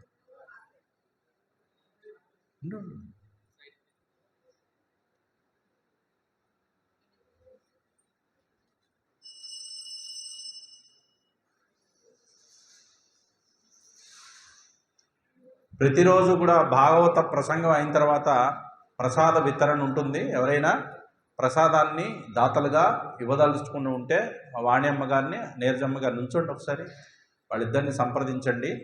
అలాగే చివరి రోజున 21వ తారీఖున రుక్మిణీ కళ్యాణం ఈ వేదిక పైన మనం చేసుకోబోతున్నాము. మీ ఇంట్లోనో మీ చుట్టుపక్కలనో ఎవరైనా పెళ్లి కాని యువతీ యువకులు, కేవలం కన్యలకే చెప్తారండి, చాలా తప్పది. యువతీ యువకులు ఇద్దరు కూడా పాల్గొవచ్చు. ఎవరైనా ఉంటే రుక్మిణీ కళ్యాణం రోజు వింటే కూడా మంచిది, వాళ్ళకు కూడా తెలియచేయండి. మిగతా మీ చుట్టుపక్కల ఉన్న ఇళ్ళ వాళ్ళకు కూడా ఈ విషయాన్ని తెలియచేసి భాగవత ధర్మాన్ని నిలపవలసిన బాధ్యత మనందరిపైన ఉంది. కేవలం మా కోసం అయితే భగవద్గీత, భాగవతం ఇవన్నీ మేము మిషన్ సెంటర్లో చెప్పుకోవచ్చు. చిన్మయ మిషన్ చేపట్టే ఈ కార్యక్రమంలో వాడవాడలో అంటే ప్రతి ఏరియాలో కూడా అక్కడ ఉన్నటువంటి భక్తులకి ఈ ఆధ్యాత్మికమైనటువంటి భావాలని వాళ్ళ యొక్క కుటుంబంలోకి చొప్పింపజేసి వాళ్ళ జీవితాలని ధన్యం చేయడం కోసం ఈ సంకల్పం చేయడం జరిగింది. కాబట్టి ఇలా భాగవత ప్రసంగం ఈ రోజు నుంచి జరుగుతుంది. రేపటి నుంచి ఇంకొంతమంది మీకు తెలిసిన వాళ్ళకు కూడా చెప్పి ఆహ్వానించండి, మీరే ప్రతినిధులుగా. ఇలా మీరు ప్రసాదం ఇవ్వదలుచుకున్న వాళ్ళిద్దరిని సంప్రదించండి. చివరి రోజు రుక్మిణీ కళ్యాణంలో ఒకవేళ మీ అమ్మాయో మీ అబ్బాయో పెళ్లి కావాల్సిన వాళ్ళు ఉంటే కృష్ణుడి తరపునో లేకపోతే రుక్మిణీ అమ్మ తరపునో మీరు కూర్చోవచ్చు వేదిక పైన. లేదు విడిగా ఒంటరిగా ఉన్న కన్యలు అబ్బాయిలు ఉన్నారని అంటే వాళ్ళు కింద ఎదురు పట్టా పైన వాళ్ళ చేసి సంకల్పం చెప్పిస్తాం. ఆ చివరి రోజు కార్యక్రమాన్ని గురించి కూడా నీరజమ్మ గారిని కనుక్కోండి, వివరాలు తెలుసుకోండి. నీలమేఘ శ్యామ కృష్ణ నిత్య జగన్మోహన కృష్ణ బాలగోపాల కృష్ణ భవ్య మంగళం వేణుగానలోల కృష్ణ వేదాంత వేద్య కృష్ణ నవనీత చోర కృష్ణ నిత్య మంగళం భక్తజనాధార కృష్ణ పరమదయావాది కృష్ణ ముక్తి సందాయక కృష్ణ మూర్తి మంగళం గీతామృతదాత కృష్ణ పరమయోగీశ కృష్ణ పార్థసారథి రూప కృష్ణ సర్వమంగళం నీలమేఘ శ్యామ కృష్ణ నిత్య జగన్మోహన కృష్ణ బాలగోపాల కృష్ణ భవ్య మంగళం మంగళం శ్రీ కురుక్షేత్ర రణక్షోణి విహారిణే పార్థసారథి రూపాయ గీతాచార్యాయ మంగళం మంగళం గురుదేవాయ మహనీయ గుణాత్మనే సర్వలోక శరణ్యాయ సాధురూపాయ మంగళం.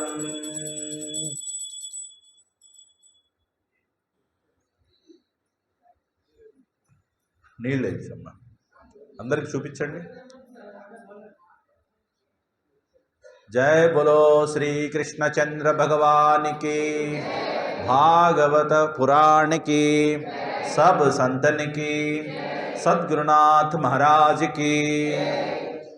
ఓం సర్వే భవంతు సుఖినః, సర్వే సంతు నిరామయాః, సర్వే భద్రాణి పశ్యంతు, మా కశ్చిత్ దుఃఖభాగ్ భవేత్. ఓం శాంతి శాంతి శాంతి. హరి ఓం. శ్రీ గురుభ్యో నమః. హరి ఓం.